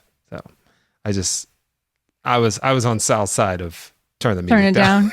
Yeah. But I don't think it was really an issue. So here's the thing is like, and we've seen this happen. We've seen it happen with Michael Richards. We've seen it sort of happen. We've seen it happen a couple of times with Megyn Kelly in some sort of way. People are talking and they're rational and they might be angry or trying to prove a point, and then they just go off the cliff. And you're like, wow, that was really, insane. Like, once you start bringing, like, I don't know, once you start raising your voice and starts kind of using racial slurs and around those things, it gets obviously to a point, especially in, really for anybody, it's just it's kind of hard to pull back from that. And especially if you're a business owner, because like, if you think of it from their perspective, they're like, we're over here providing your family with food. Like, you're giving us food, but we're feeding your family. And then you're going to say something like that to me. So it's kind of like, that really is not good, because even if it de-escalated, I don't know what his business would be like. You know what I'm saying? Like, well, and he jumped out, like, just out the gate yelling about the jungle music and a bunch of other things I'm not going to repeat. Yeah, so I was just, it would just be, people would be like, nah, we're not going to South. Right. I guess maybe the Korean family across the street would be like, we've got pizza. Right. Like, and then they would have it. But the, I think like that is definitely not something you want to do, is say things like that, because you can't take that back, and you don't know how people are going to react to saying something like that. And so it just took it from like a, somebody not following the rules in a place to then now you're in the wrong. Right. And then how did it get, he just kept playing the music. So then he pulls the bat, right? Yeah. He just set the radio on the counter and was like, I'm going to play this music. What are you going to do? So and every time he was real quick to pull out the bat throughout the movie. Right. And so he grabs his bat again, is kind of threatening with it. And then, I can't remember what happened first, but then he smashes the radio. Yeah. Just smashes it to bits. And that was Radio Raheem's whole thing. Like that was like 8 or 9. Like he was like the person that like, the lady stabbed his wife, her husband, and everybody times. Was kind of like, whoa, that was like a lot. And I was actually worried for the actors, really. There's pieces flying everywhere. There's a couple of times in the movie where I was like when was it Bugging Out, like came at Sal through the takeout window? Oh yeah, he jumped back. And then Daniel lifted pretty his sure head, he smashed his head. Yeah. But sorry, guys. But then he just goes crazy and smashes radio's radio. His boombox. Radio. Which he may as well have killed his puppy. Like that was that big of an offense. And he literally silenced him. Right. And so that was his identity. Right. He played the same song all the time. That's what he loved. Film school. Right. So he, smashed this guy's identity. So then it escalates even more. And now there's like a physical fight going on. And Mookie, like you were saying earlier, he was kind of like the neighborhood peacekeeper, aside from the mayor, which we haven't talked about the mayor, but the mayor. The mayor, like the horse. The mayor. Say it. Mayor. Not mayor. Guys, mayor. He always hassles me. Mayor. For how I pronounce things. Mayor. Aaron. We're not doing this. We're not doing this. Yes. He says I can't say Aaron and whatever. I was making a point and I don't remember. You were talking about... we're just working through the end of the movie. So then the big fight happens. And Mookie at first was like, put your bat down. Guys, calm down. Like on both sides, like trying to de-escalate. But then it goes bonkers and he jumps in. I don't know if he was jumping in to fight or if he was jumping in to break it up. Because he was peacekeeping. He was Switzerland. He's probably trying to break it up. Yeah, he was trying to like keep some sort of a peace. Right. Because if he wanted to kind of do anything, there was multiple times when Pino said a couple of things. The older brother? Yeah. Mm-hmm. Because he was making fun of like black culture and all this, and like he could have went off on that or whatever. Right. But so yeah, I think he was just trying to like keep the peace. But so it spills out into the streets. Yeah, so they start. Well, no, he just grabs. So like kind of 80s action movie style. He grabs pulled him Sal over the counter and starts choking him, which I was like, yeah, that's not a good start. You know, it's like not a good. So it's like escalation. Yeah. Right. So everybody's wilding out. And I think I couldn't remember what the ending of the movie was, and I was like, oh, I hope, like, at least I hope for what I remember the story being that he what the cops do isn't somewhat justified, like blurry justified, right?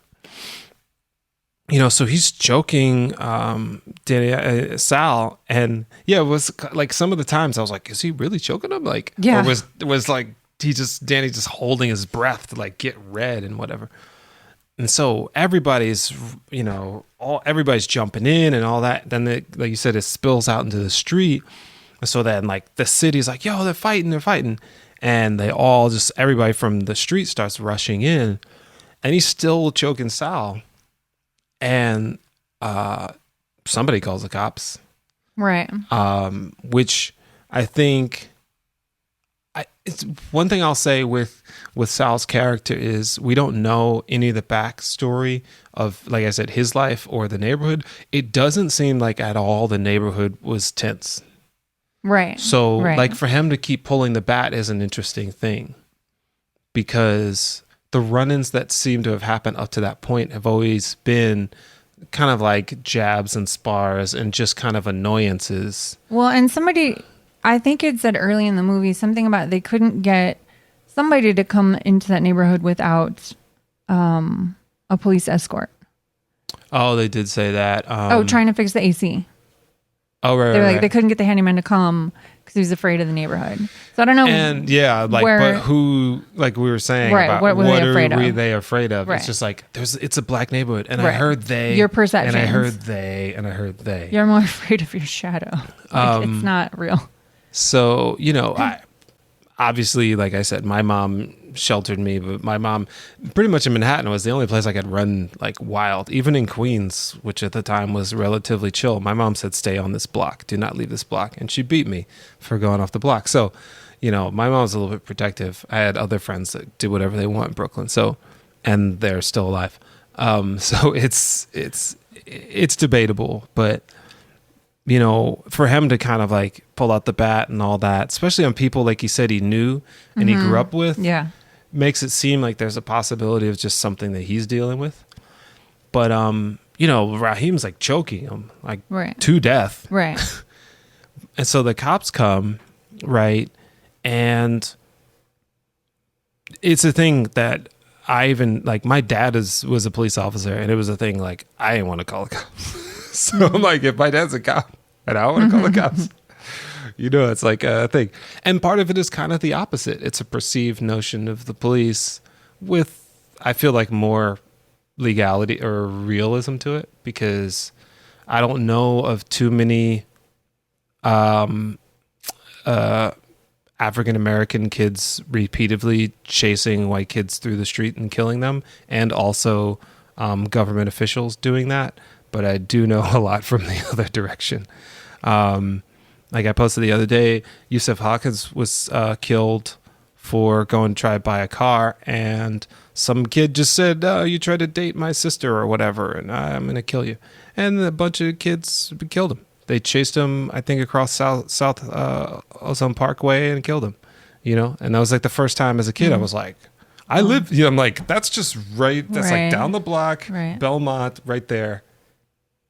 Those people are possibly going to try to kill me. So, yeah. So when you call the cops, as we've seen, it escalates things. And in the 80s in New York, forget about it. So, yeah, they pull him off. They pull him off with the billy club. They put the billy club on him. Yeah. I'm trying to think. Do they still have billy clubs? I know, like, yeah, all the when they. Well, I'm saying when it's riot time, I know they have them. But I'm like, do cops like still just have? walking around? I don't know. I know they have them, but they call them batons now. I guess to Maybe soften keep it them to in make their it seem car. like Yeah. batons. But yeah, so they grab him with the billy club. To me, at that point, that is a way to get somebody off. Like, he had a huge grip on him. Like, And he's a big dude. he was a big dude. Like, he was, as they say in Texas, a hoss. So he was a big dude. And, you got to get him off. And then after that, it's like, get him down on the ground, pin him. But they just hold him with the billy club on his neck. Yeah. And then continue to. And then we realize that somehow I guess he probably Hold arches back, maybe? Yeah, I don't know. He's lifting him off the ground and is literally choking him. So this is a good amount of time between him being pulled off and him now being choked. Probably a minute or so. Yeah. And it's just it's like, dude, that's not where we need to be right now. And even his own partner was is saying, like, that's enough. That's enough. That's enough. And he enough. wouldn't let him go. Yeah. And you also hear people in the crowd yelling, "You're killing him. You're killing him." Right. Which is, this whole is so obviously reminiscent Right. of what's happening. And so, yeah, it's just like, I think the thing also was, I forgot it. What do we know? What's his real name? Which one? Rahim. Oh, the actor? Yeah. Let me look. But unfortunately, he's passed. I think it was like 5 years ago now. It's kind of weird to keep track. Bill Nunn. Yeah, it's kind of hard to keep track because time's flying so fast. But man, like, he was like sweaty and spitting and like all this stuff, and like you could feel like the pain that someone would be feeling in that sort of situation. Mm-hmm. He portrayed it so real, like it wasn't like, when you watch somebody die in an action movie or whatever. And so, yeah, the sad thing is also he just lets go of the guy. Yeah. And he just falls to the ground. And then he's just kind of like standing there. And then the usual kind of, hey, everybody, break it up. Stand back. And they literally pick him up like factory workers do at, Or like beast just carry plants or something and, or whatever. throw just it into the 4 limbs, throw them in the car. Right. And then drive away. So, first of all, that's illegal. Like, that's fleeing the scene of a crime. That's tampering with evidence. That's all sorts of things. But, they're cops. So, who's going to say what happened? And if the residents say whatever, they'll probably won't believe them because no one wants to even go into that part of town because whatever sort of thing. So I thought, it just really showed in that just piece of how quickly, at the beginning, how quickly things can escalate when people make poor choices, regardless of race and all that type of stuff. But then when it comes down to it, how you can not value human life and want to seek revenge yourself. I feel as if that character, that police officer, saw a black man choking a white man and didn't just say, I see a man choking a man, I need to get him off and arrest him and bring him in for whatever, attempted murder or attempted whatever, assault and battery, whatever the case may be. But how dare you choke a white man? You don't have the right to do that. You are this, that, and the other, and I'm going to take you off of this earth. That's what I saw in the film, and that's what I see when we have these countless murders. It's not someone doing justice or not someone, probably 99% of the time, making a mistake, but just being like, hey, you don't have the right to live here, drive here. You don't have the right to make mistakes.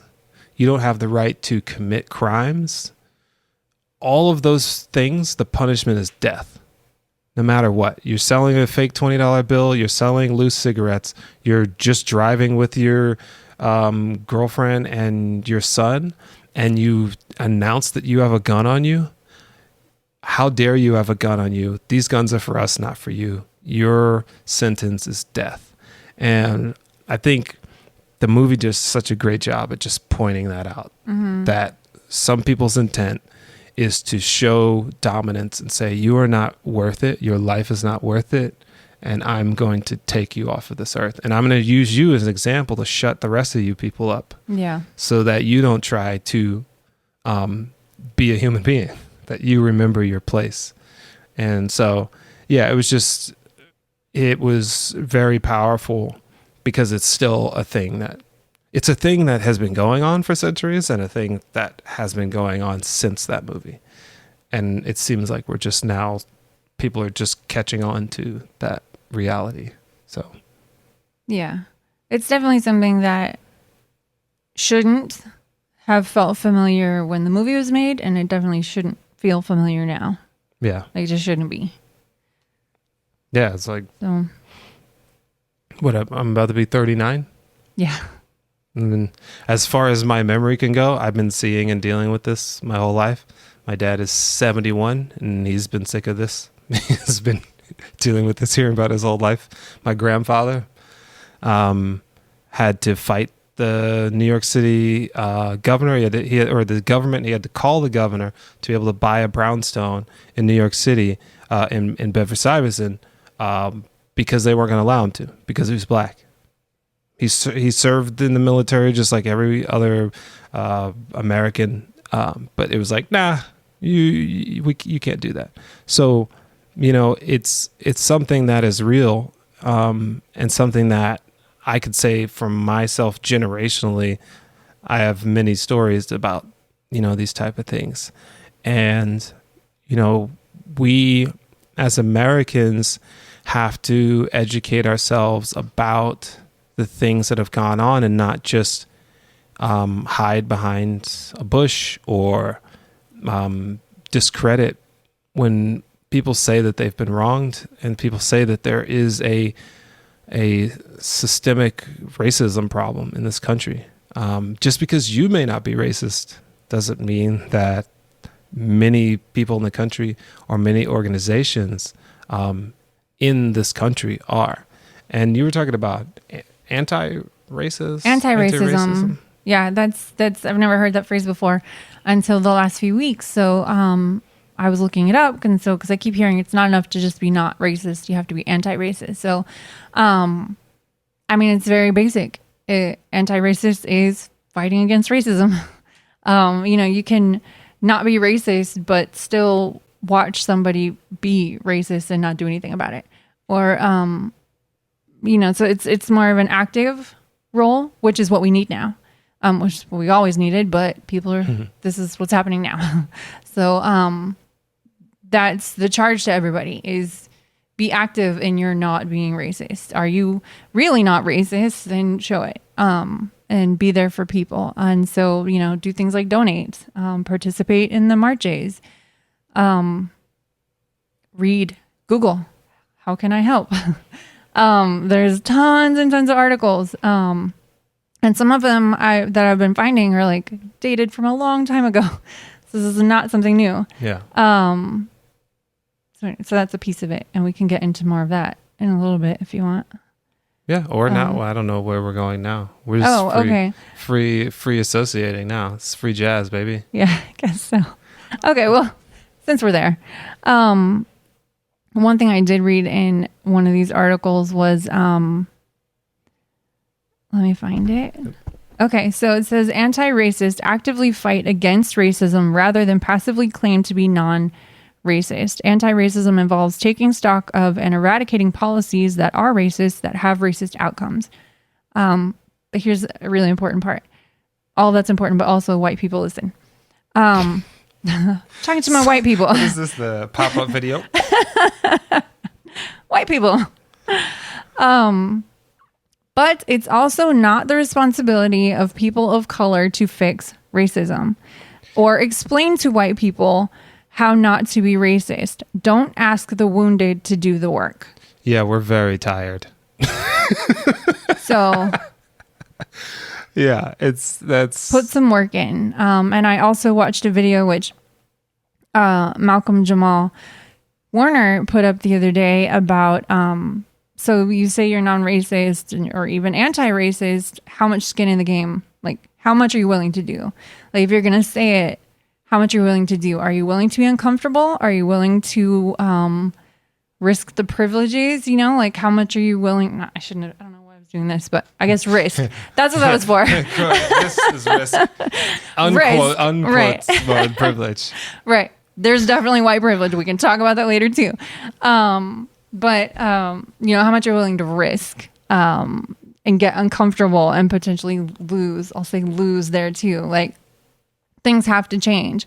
And how much are you really willing to put into it to make things better for people? Yeah.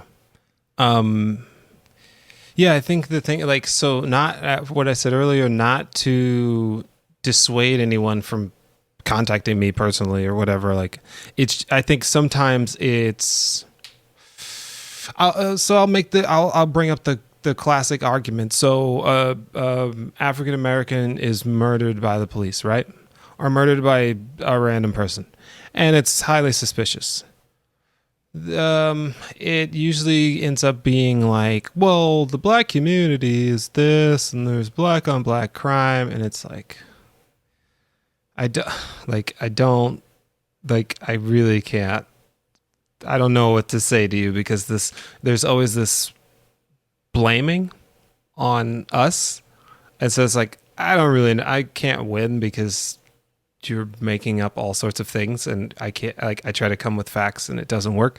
So it's like, when white people just talk to white people, then I feel like the people who have all of these guards up are a little bit less guarded because they're talking to their own kind. And it's just kind of like, well, maybe not. I don't know. But, you know, I feel like when we try to say something, it's like, well, you guys are this or that or whatever, or I like Michael Jordan, but the rest, you know, whatever. I don't even know all the different things I've heard. But I think it's really, essentially we've been saying it for 400 some odd years. So it's now, like, kind of like the abolitionists, the white abolitionists, like, they were helpful. The white people in the civil rights movement were very helpful because it made people go, huh. And it also made people scared. I think if you see that someone who looks like you, who you think is your ally, is then your enemy, like the Freedom Riders, if you don't know about them, look them up. You know, they were murdered. Some of them were murdered because they were trying to help the cause. There were white people murdered for trying to help black people. So that scares racists, but can also really make them think, you know, in a way. So the people who are being marginalized need allies. It's not just like my job to speak out and all that. And I've done a lot of speaking out. And I think I will say to anyone who is African American, don't, even though I'm saying this, don't be afraid and don't be silent. Like, I think I tried to, growing up in a 99.98% white town, it was me, Wiley's a family that white. I knew, maybe 3 families total. Most of the people connected to the family that I knew. When I moved there, I didn't really have much to, I just kind of kept my mouth shut in some ways. My brother was not the same, but I was just like, I am outnumbered here. I don't like, you know, so people would say like really dumb stuff. And I was just like, okay, I don't really know, because I don't know who their family or their brother is. I don't want to end up, being drugged behind a car or hung up at the water tower or whatever randomness would happen. So but the thing is, I think anyone who is being marginalized, you've got to figure out a way to speak up in the moment whenever you can, because maybe they'll listen, maybe somebody will listen, and then that'll go better for you because you won't have to go through as much trauma. That and I've been pretty privileged. I've been chased by wily cops 2 or 3 times. One time was playing strip basketball, so I was kidding. Girls' tops were coming off, and they chased me and just said spoon, and the rest of us like, what are you doing? They didn't say, oh, you black brute, you're taking advantage of our women or what. They were very nice. So, I was pretty privileged, but still, I had to worry about that kind of stuff. When I dated girls, I didn't know, like, I don't know their parents. I don't know their family. I don't know if they were going to come after me or whatever. That was like an everyday occurrence of like, is this going to be bad? But if you experience that type of stuff, say something. Like if someone's, for example, uses the N-word towards you or whatever, just be like, dude, don't do that. Like, it doesn't matter what the situation is.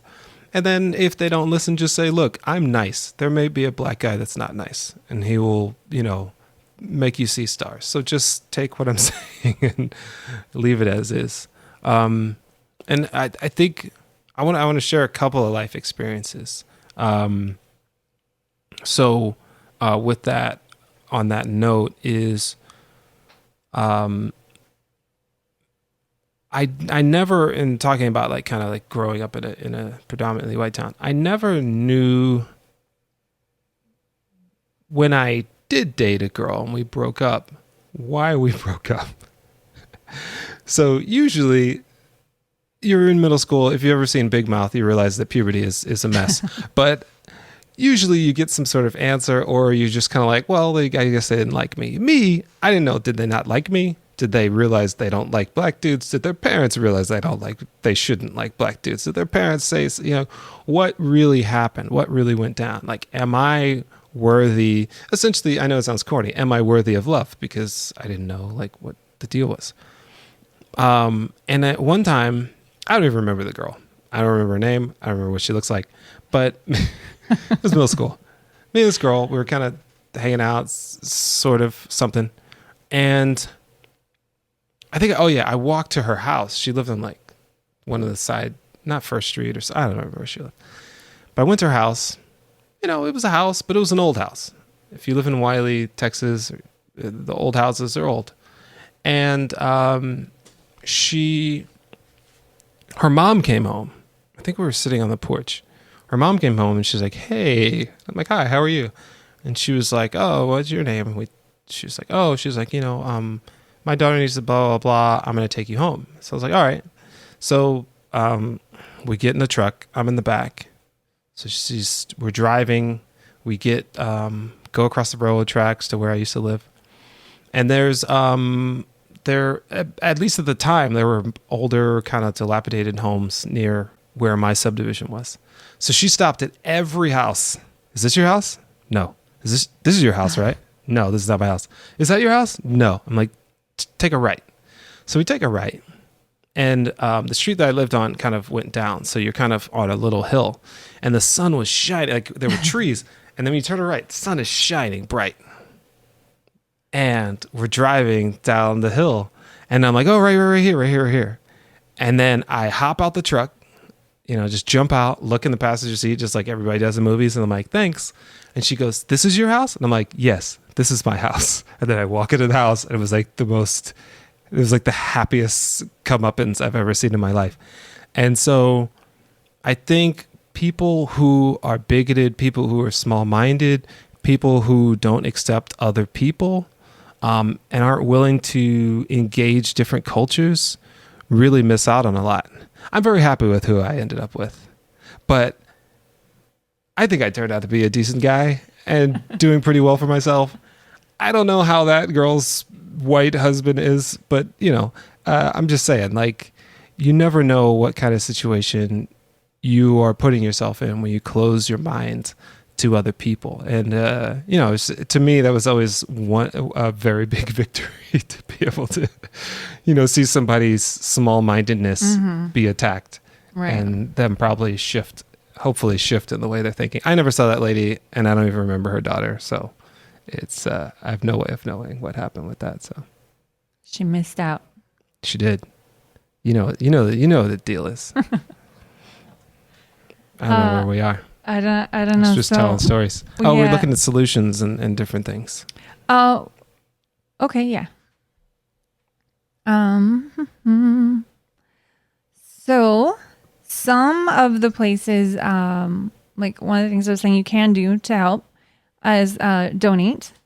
And just some of the places we've been donating is the ACLU, Black Lives Matter, and NAACP Legal Defense Fund.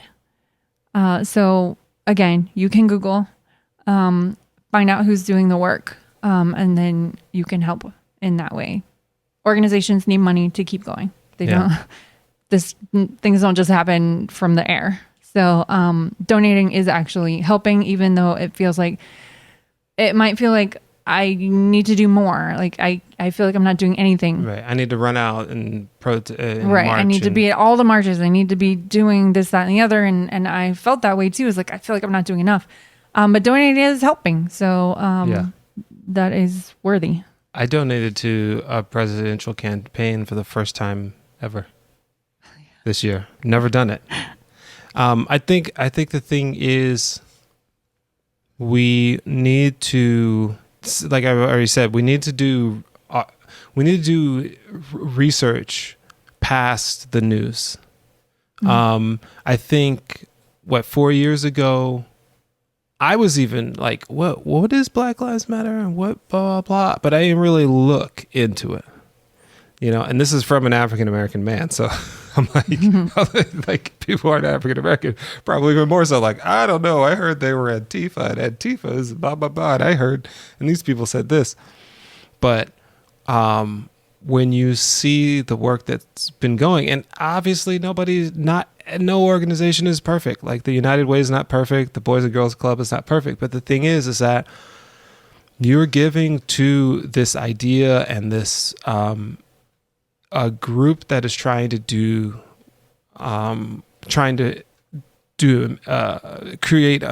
complete a mission. And so,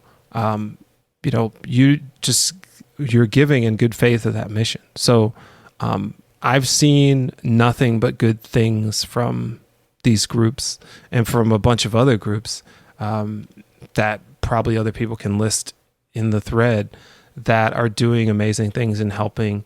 And you know what? If you give money to an organization that ends up to be a bunch of scammers, hopefully it's within your budget. And anytime you give, just be like, look, that money's gone no matter what the situation is.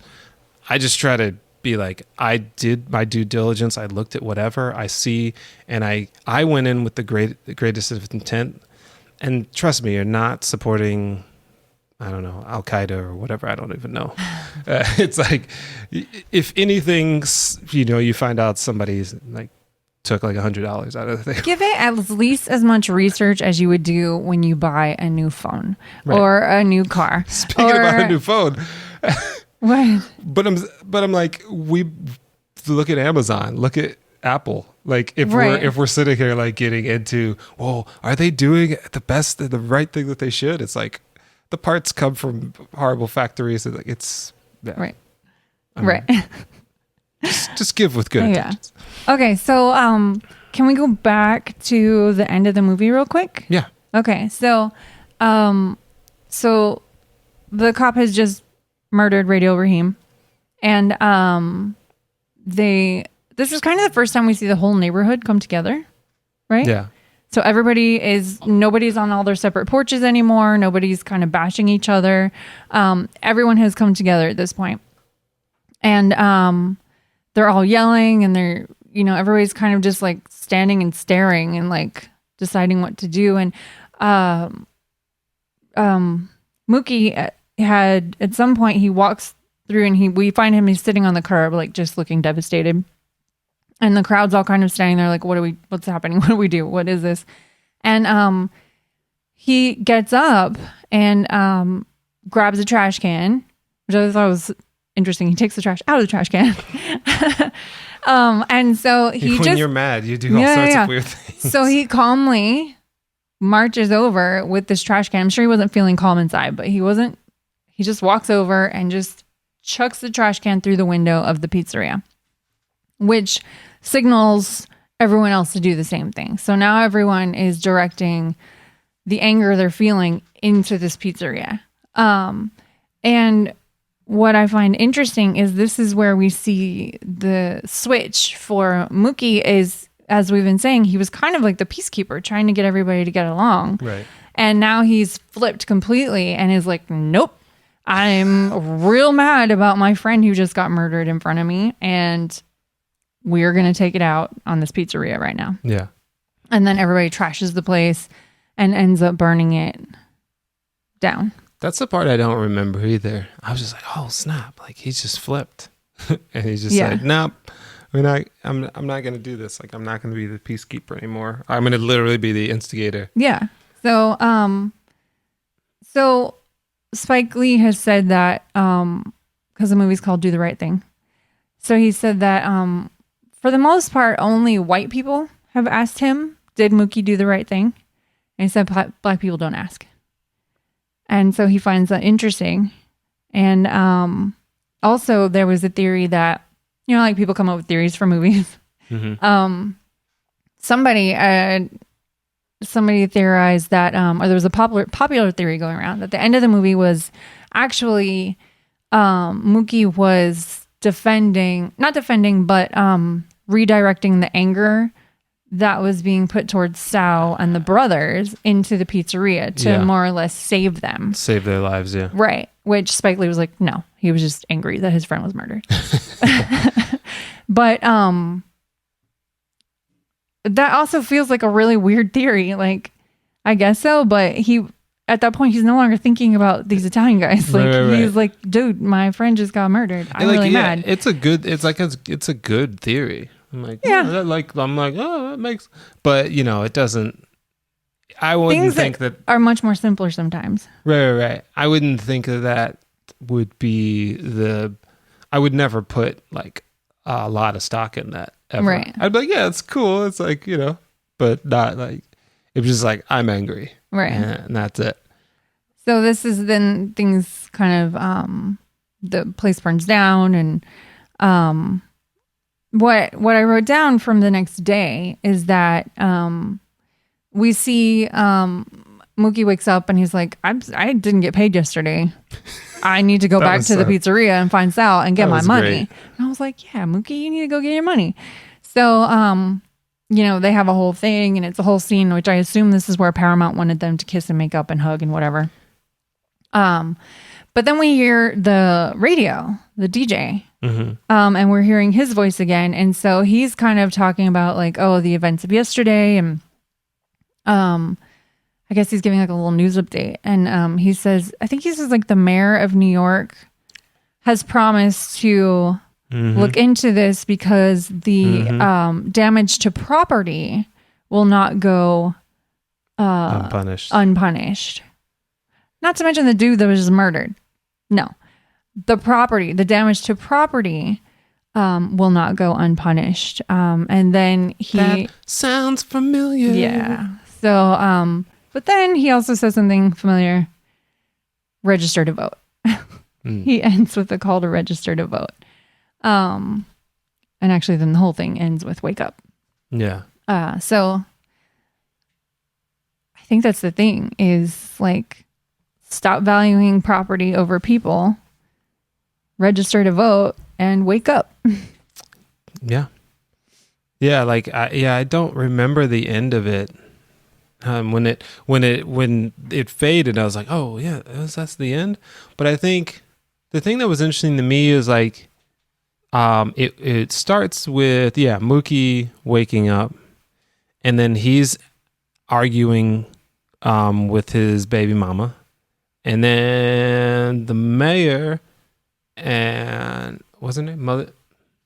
The mayor and mother's sister. Mother's sister. Which are married in real life. Yep. Ruby D. and Ozzie Davis. Well, Well, they're not he's living. died. She's still, Ruby Dee's still Oh, around? actually, I'm not sure. I don't think either of them are around. Okay. But yeah, so they had a tumultuous relationship, and then they don't wake up together, but she brought him in, and so it's also weird because you have to move on as well. Like, you have to grieve and you have to deal with whatever just happened yesterday, but you also have to move forward. Like, you still are not present in your child's life. You still need to make that money, like you're saying.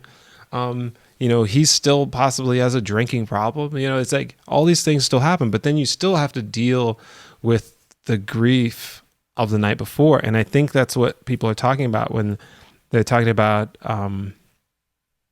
the pain and the grief of different groups, is that not only are people being hurt and marginalized and going through traumatic events, but then they also are being told essentially to get on with it and to move forward, and essentially life tells you that. So it's bad enough that life has to tell you that. Like, we've all probably lost someone or something, and that grief of having known you've lost that person is tough. But then someone telling you, it's just your grandma, dude. Like, come on, let's go. We got just being like, or essentially being like, man, the business that your grandma made's gone, and that sucks. It's like, no, like the actual person, not the property, but the person is gone. So I realized that in a different way as an adult, of just like, because as you get older, you go through more things, and you realize, life doesn't stop. And then also, sometimes compassion isn't there when you're going through grief. And Mookie, that was a baller move to come back and like be like, you just threw a garbage can through somebody's window and help burn their place down. You're like, can I get my $250? Right. By the way, you didn't pay me yesterday. I got an argument with the old band I was in, and it got kind of heated, and I just decided not to go back to pick. I had like a 30-foot cable that probably it's like $60 or something like It's that. a big deal for musicians and their cables. Yeah. And I just left that cable. I was like, I don't want to get into a fist fight. Let me just stay home. Right. And so but Mookie was like, nope. He's going to get that money. I got to get my money. Yeah. And I thought that was an interesting thing too, because I feel like in music and in a lot of Black culture, we feel sometimes like money's going to solve things. And obviously everybody feels that way, but it's kind of a theme that kind of runs through. It's like, if I get rich, if I show wealth, or if I learn how to golf, or whatever the case may be, then they'll respect me. And like every rich Black person's been like, no, it's like people who are raised as it doesn't matter. Like, Mos Def talked about in his song about how he gets on a plane and the lady's kind of like, can I help you? And he's like, what do you mean? And he's getting harassed for it. And then she comes and finds out who he is. And she's like, oh, my daughter would like an autograph. Like, she doesn't say sorry or anything like that. And so, but I think that's what I think about when Mookie was doing that. He was just like, I just need to get this money so I can survive and then go to bigger and better things. But, that incident is going to follow him no matter where he is because of his skin. It doesn't matter if he starts his own pizzeria and, he wants to open up a pizzeria in Bensonhurst, or he wants to open up, some other part of town he shouldn't be living in New York. He's going to have to be back in that same position of being like, hey, what are you doing? It's like, I'm opening up my shop. And it's like, how do I know that's your shop? And like, oh, this again. Show me your ID. Yeah, show me your ID. Slow, hey, buddy. All that type of stuff. So. Oh, speaking of show me your ID, I'll put a link to this too once we gather all our links on our page. I can put them up through this way. Amber Ruffins. Oof, that was Seth Meyers. Yeah. The Late Show? No, Tonight Show. I can't remember the name. Whatever. Seth Meyers' late night show. Instead of doing like a funny opening bit for the last week. Yeah, she usually does Amber Says What. Yeah, I love Amber. Amber Says What. So, anyway, this last week. She opened with stories of her encounters with police, and they put all of them together in one video. So that's worth a watch because, I mean, it's ridiculous. And people have these stories, so you know, people think these stories don't happen. Yeah, it helps these stories happen. Personalize it. Yeah. So give that a watch. Yeah. Yeah, that was, and I hadn't even experienced as many things as she does. I was like, oh my goodness, there's a lot of things. Like I've experienced a little bit. But so what made me think of that is that a cop asked her for her ID to prove that she lived in the house she was standing in front of. She was she was in the house. No, she was right outside the door in her pajamas with no shoes on. Oh, I thought she said she was on the balcony, but either way. Either way, she was at her house, and this cop asked her to prove that she lived there. She was like, "What are you talking about?" Oh yeah, you jumped out. Haha, I caught you or something. Right. What? Anyway, watch it. It's a worthwhile watch. Okay.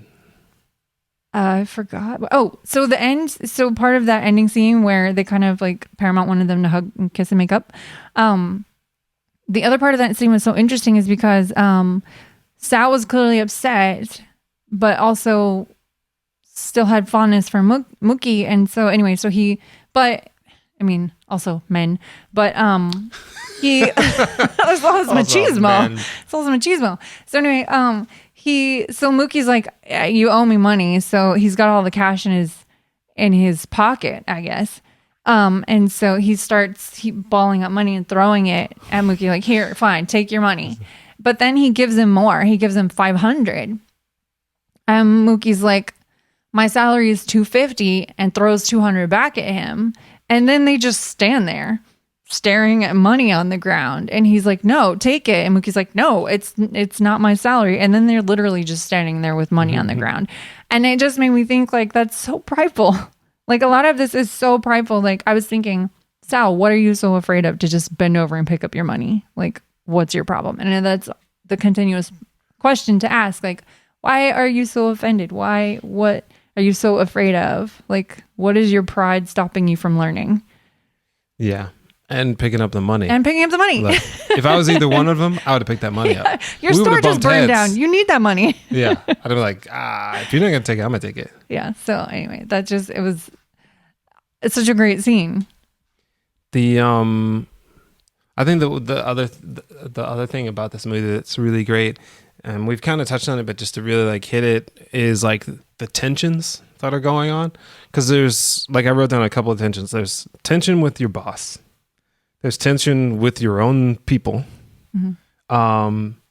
Then people that aren't your people, there's tension to that. There's tensions between young and old people. There's tension for Mookie and for the sons about responsibility and like what they need to be doing in their roles at work. Because the movie starts with the oldest son not wanting to work. He's just like, what do I got to do it? My brother should do it. All right, he's passing off all his responsibilities. Yeah. And then Mookie, like with his work, like he ducks out of work, like I don't even know how many, like four times, like so he's not doing what he should be doing. He's running off with his girl. He's doing requests at the or dedications at the radio station. He's taking a shower, like all sorts of things. So and then there's like I said, then there's Sal's tension with his own kids. He's trying to impart something on his kids. He's trying to pass something down, and one of them doesn't really want it. And then there's a tension between him to Mookie and his girl, and Mookie and his girl's mom. So when we were talking about the cultural tensions that are going all across, like, and they do these breakouts of these racial slurs. So they have the Korean guy saying stuff. They have the Italian. Yeah. Or no, Sal does it. Does Sal do it? One of them does. I can't remember. Mookie is like, so you see everyone's hatred equally for the other groups. For the other groups. Or at least one of the other groups. One of the other groups. And Yeah, I just like how it showed everybody having the same sort of misunderstanding and hatred and tension. And it showed like with Mookie, he's not around in his kid's life, and um, then he's mad that the kid's grandmother is speaking Spanish to him, and it's like, you need to be teaching him English. It's bad enough that his name's Hector. And I'm like, yo, you're not even around. So like, if you want to have a say on this, at least be around. It's like she has to raise partially raise her grandchild. Like she's already raised a kid, and you're forcing her to raise another kid. So it was just interesting how many tensions were boiling. It wasn't just racial tensions. It was like generational and all these different things, and then this melting pot of the street and the summer heat and all that kind of brought a lot of things to a head. So it's crazy. Mm-hmm. Well, I think that's it for the movie, huh? Yeah. So let's just last thing, Robin Harris. If you don't know who Robin Harris is, look him up. He had an HBO special. If you have HBO Go, I would assume it's on there somewhere, or on YouTube. He did Bebe's Kids, House Party, this movie, I think one or two others. Unfortunately, died of a heart attack. Was very influential in me getting into stand-up comedy. I always loved his comedy. I always loved his style. He would always crack on people. It was very witty. He was kind of lost right in his prime, where he was probably going to be a huge comedic force like throughout the 90s. But Robin Harris was the middle character in the three kind of... the guys on the corner. The Muppets in the balcony kind of guys. The old guys. Yeah. So some links and some things to kind of like to go on to kind of like educate yourself or other people. So I posted about this a couple of days ago. You may have seen it if we're friends on Facebook. There's things about... I don't know if I think this term is just general, and then it kind of applies technically, but the word whitewashing history. If you go through the textbooks that we all get in American history, they are very skewed towards a European point of view. European people wrote it, so it's not real understandable, but I get it. There are so many people that contributed to the American narrative and story that are not told, either because there's not enough time, but a lot of times because it doesn't really help tell the truth. As we see when we watch the news, it makes people uncomfortable to know, obviously, that the person who was the first president of the United States had slaves.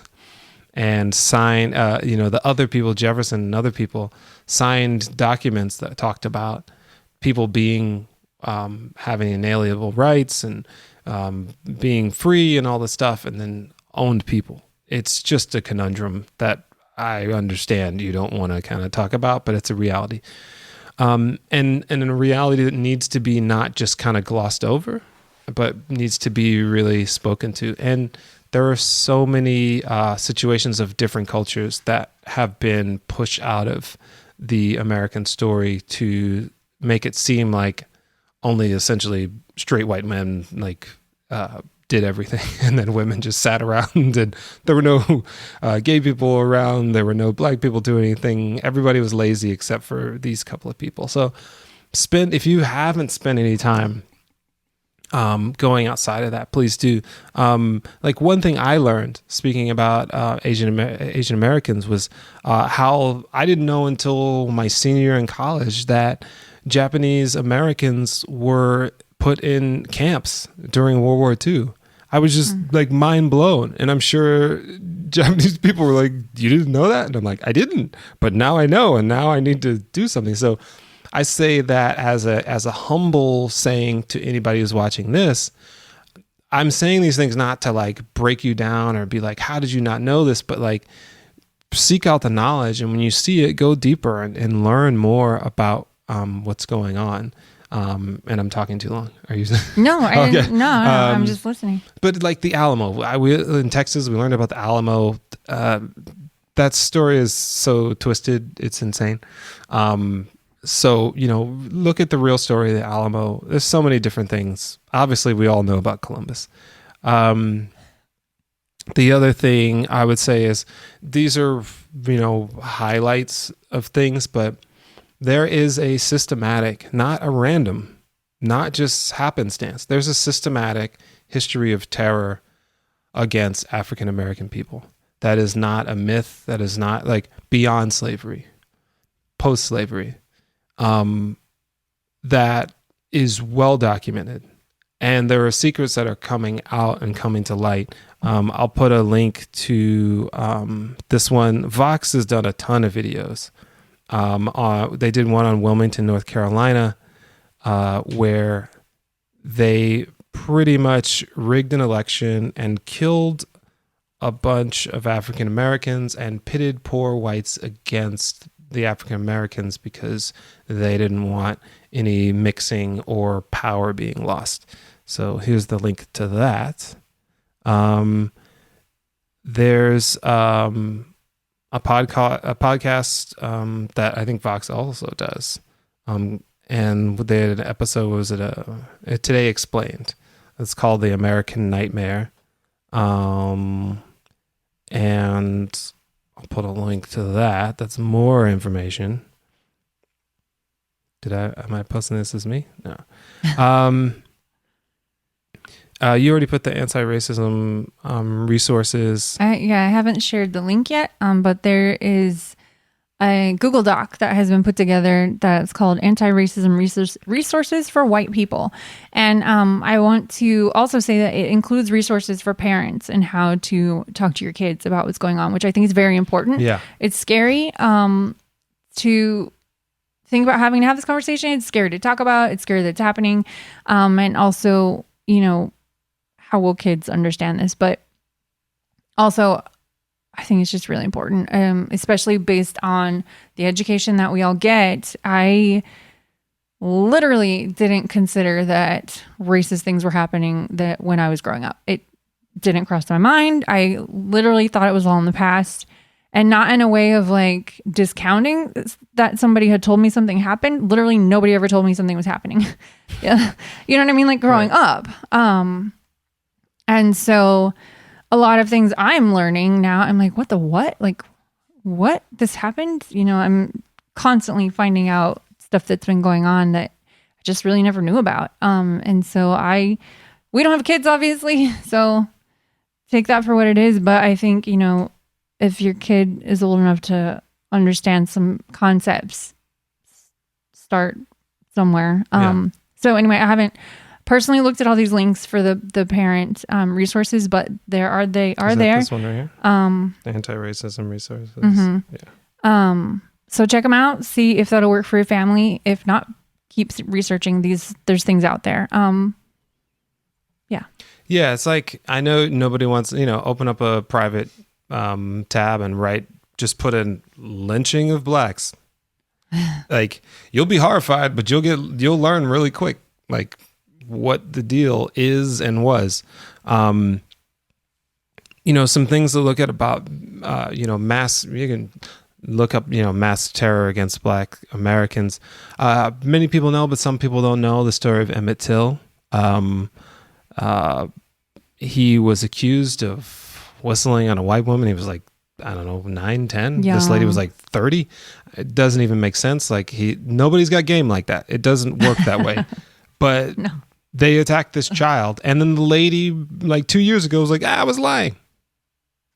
They just said, yeah, sure, whatever. Kill this child. So, and then we went and we saw his casket at the African Museum, African American Museum. Yeah, if you ever, go to Washington, D.C., go to this museum. It's the National Museum of African American History and Culture. Stand in the line. It's worth it. Yeah. When we were in DC, we spent the entire day just in the basement floors, learning about the slavery, the slave trade, civil rights movement, and everything. It's a really incredible museum with a lot of education in there. And also check out their website because they have different things going on right now. I think how to talk about race in America and they want to help educate also. So that one is the National Museum of African American History and Culture. And if you get a chance, go. Yeah. We still got to go back. Look up the 16th Street Baptist Church bombing. 4 young girls were killed by a racist. Black Wall Street. The bombing of the MOVE organization, if I'm saying that right, in Philadelphia? They dropped a bomb on a neighborhood. I don't know if that's rarely happened. I think it's maybe happened one other time.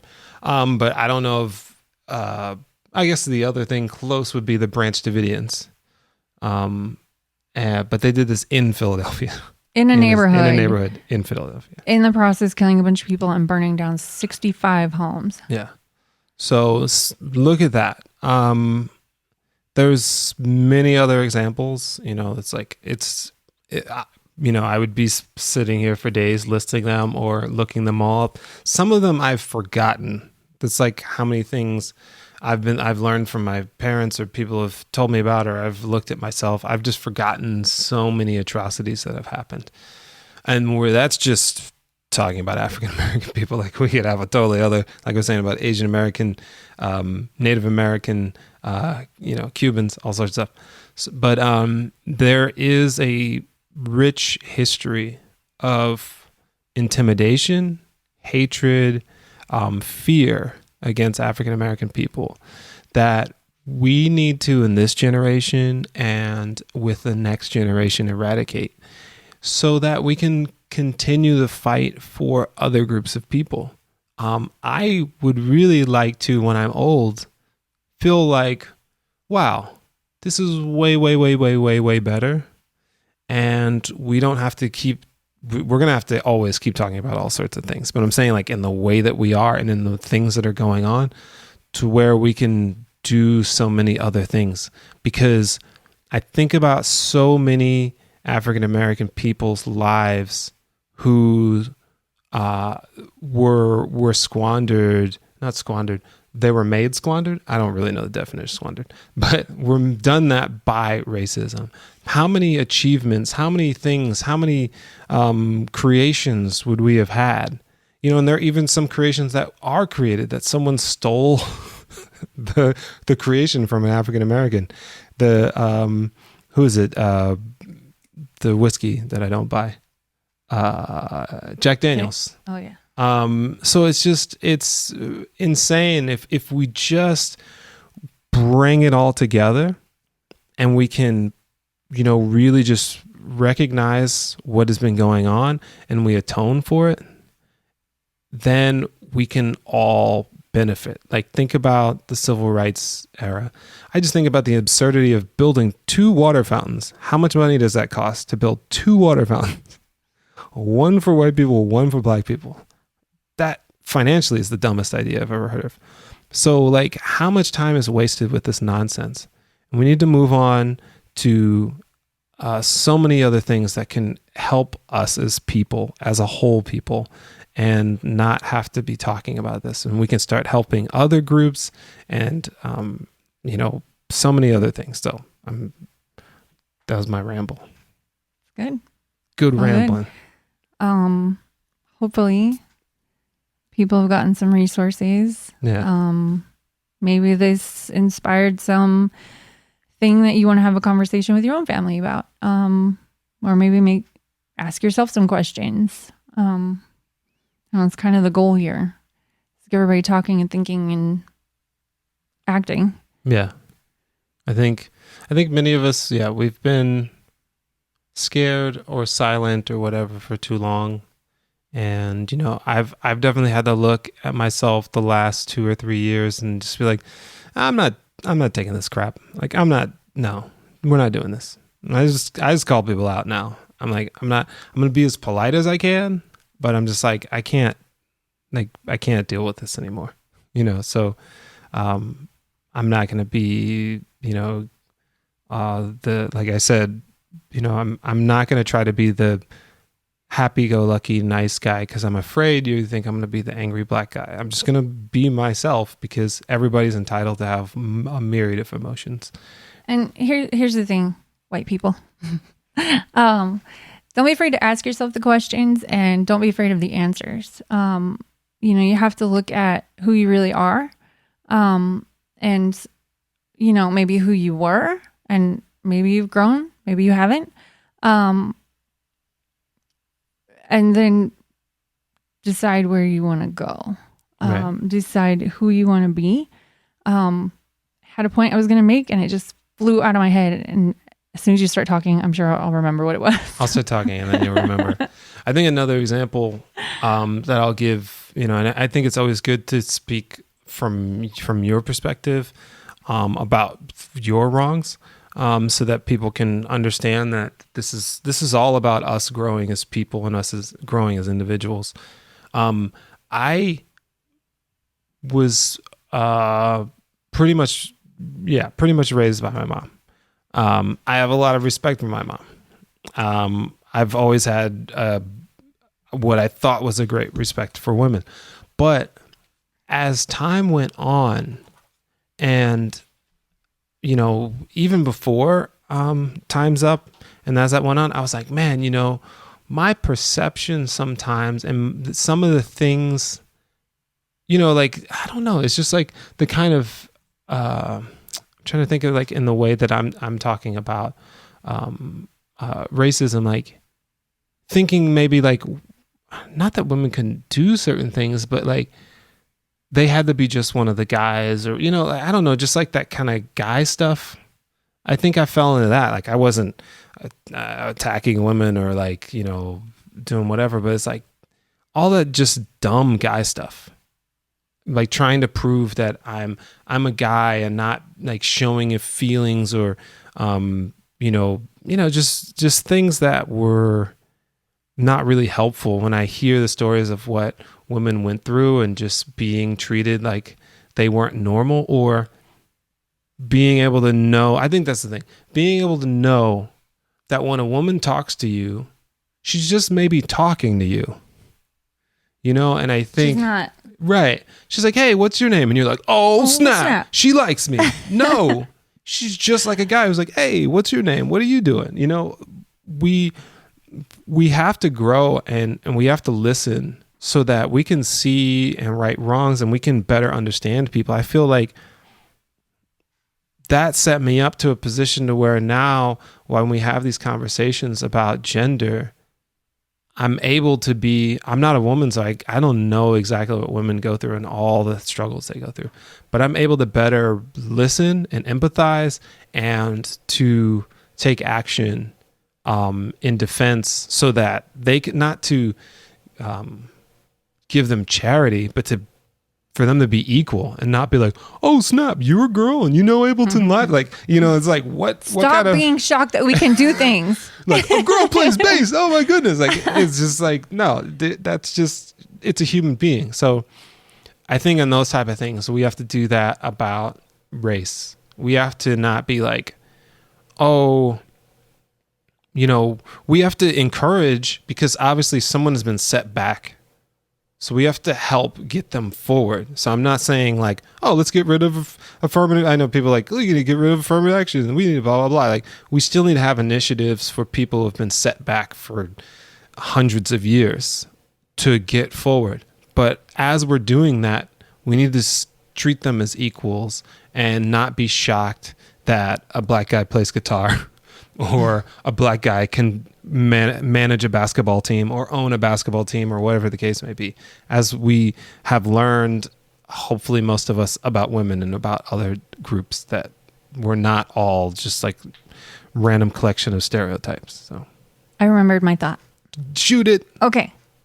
White people. Here's my thought. You've said white people more than I have. I was surprised. Well, I feel like it's important to... I feel like when you hear white people, there's a reaction, right? People perk up. They're like, am I about to be offended? Am I, you know what I mean? Like, I get my offended stick. Right. So whatever. White people.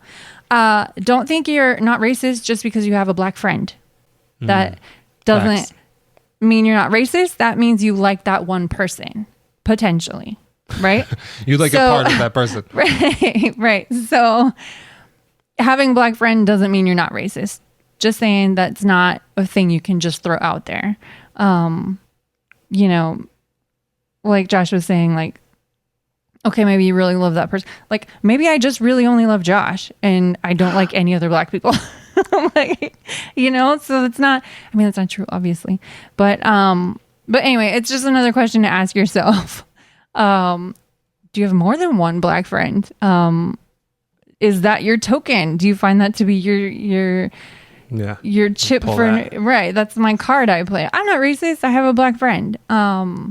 You know, it may not be the case. You could have one black friend and still be racist. So, questions to ask yourself. You were saying something about that. The black friends. Also, don't, just because you are friends with somebody of a certain culture, you're not that culture. Let's just get that straight.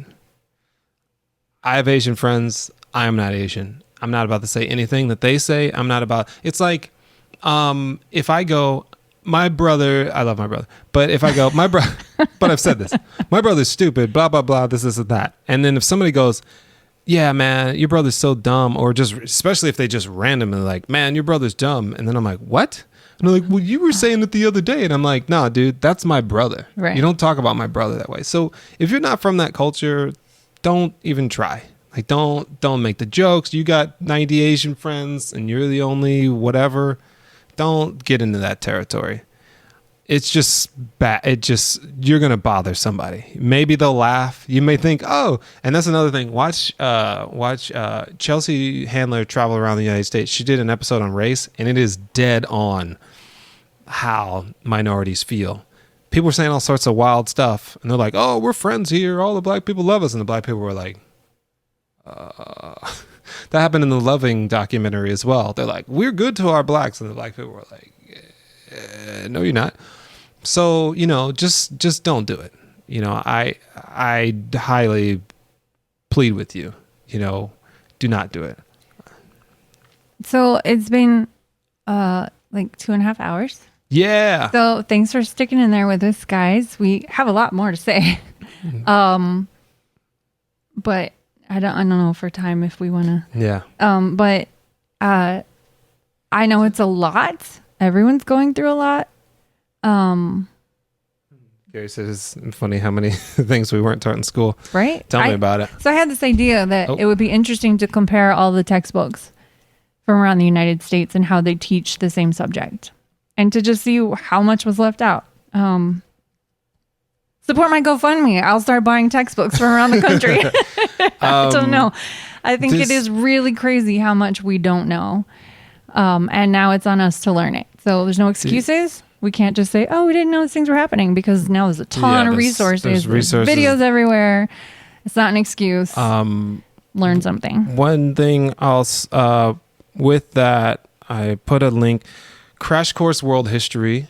You may know John Green from Fault in Our Stars and the other one. He's also like huge on the internet for like super nerdy stuff. But Crash Course in general is a really amazing thing. I recommend it for adults and children. Crash Course World History talks about some things that many people do not talk about because we always talk about black people. We talk about slavery, and we talk about like we didn't exist before slavery. Like we have no history, and we never did anything. We were just like sitting in huts, crying, waiting for us to be sold to people. But we have a rich history. Look up the Moors. Look up. We all know Egypt, but look up how instrumental not African Americans. That's not true at all. Africans were. Now I'm doing falsehoods. Africans were not archaeology. That's what happens afterwards. Civilization? Architecture, civilization in Rome, Greece, England, Germany. All sorts of places. Germany. You just search. Just search Moors, search that. Also, Crash Course World History talks about the influence of the Muslim world and the African Muslim world on the known world at the time. Also, East Asia. I forgot the guy's name. He built this gigantic ship. Like, I forgot what they said. It was like 12 Nina's or Santa Maria's or whatever, and he did trade all over the world, and nobody talks about that guy. He was like the Amazon of his day. There's also an African prince that was one of the richest people in ever existed. I forgot his name because I just thought of it now. So there's a lot of rich history, and it's not to like discredit European history. It's just a part of history. So all these things need to be included in that.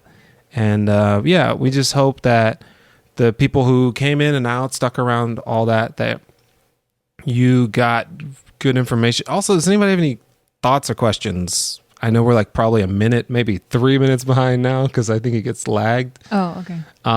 So I just want, if anybody has anything that they want to ask or something, they can do that. We'll check the comments for a second. Give us a little comment there if you want to add something.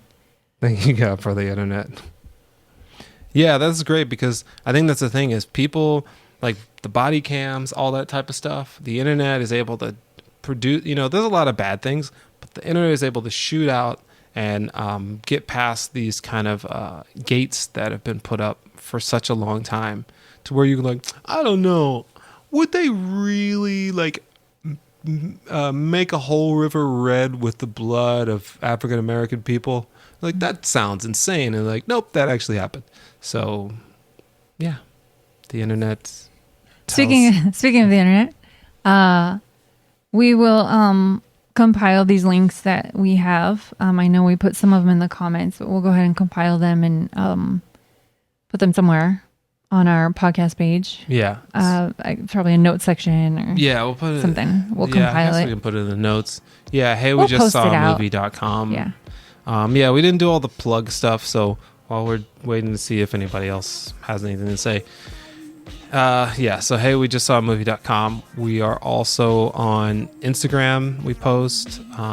We are Apple, Stitcher, Spotify, Google, most any all the of places them. You listen to your podcast. Yeah, wherever you listen to your podcast. We also have a Patreon if you want to support. If you don't know, this is our 30th episode, so we started in February. Yeah, so 30 episodes since February. We've been going strong, even though there's been quarantine. We were watching movies like right out of the gate. So yeah. Now we're more on the Netflix vibe. Yeah. So if you want to support us, that's great. Obviously, first of all, support the organizations that we were talking about. They need support and money more than we do. Like we have jobs. We can get by on, we would much rather at this time you support by subscribing, telling your friends, all that type of stuff. And then maybe after you figure that portion out and whatnot, then if you want to, find us on Patreon and help. Much love to Ben Merritt. He has been supporting us for a number of months. We're very grateful to him. Like we said last time, he helped us get our Apple Plus that we need. Oh yeah, he paid for our Apple Plus subscription so we could watch something. We watched the Beastie Boys documentary. Yes. And we need to cancel that. Yeah. Because we need to move on to something else we're doing with that money. I just saw Aaron posted anti-racist books for kids. So we'll check out that link and possibly include that in our resources, but it's there for you as well. Cool. I think we waited long enough. I think so. Well, thanks we appreciate you guys listening. Hope it was helpful. Yeah. Hope you watch Do the Right Thing. If you haven't, go ahead and watch it. We didn't give away too much. It's a great experience. Yeah, even if you know what we said, like still worth it. It's a great film. It's Spike. Spike's. I haven't watched actually, but he still makes good films. Like, but this was definitely like when he was, like, full steam 20-year-old Spike. Not mad at the Knicks game, Spike. Oh, right. So he actually wrote another movie during his downtime of making this movie. Which movie was that? I forgot. What's the next one? Do you know? I think Jungle Fever is the next one. Oh no, not that one. Yeah. So definitely check out Spike Lee's catalog. Look at all sorts of black artists, no matter what kind of art it is. There's so many great ones out there. Didn't even get to that, but it's easy. Just type in and look at the new ones too. Like look at the up and coming ones because there's a lot of up and coming artists that I've seen that are really amazing. So cool. with right. that, I think we that's will it. see you guys. Bye, y'all.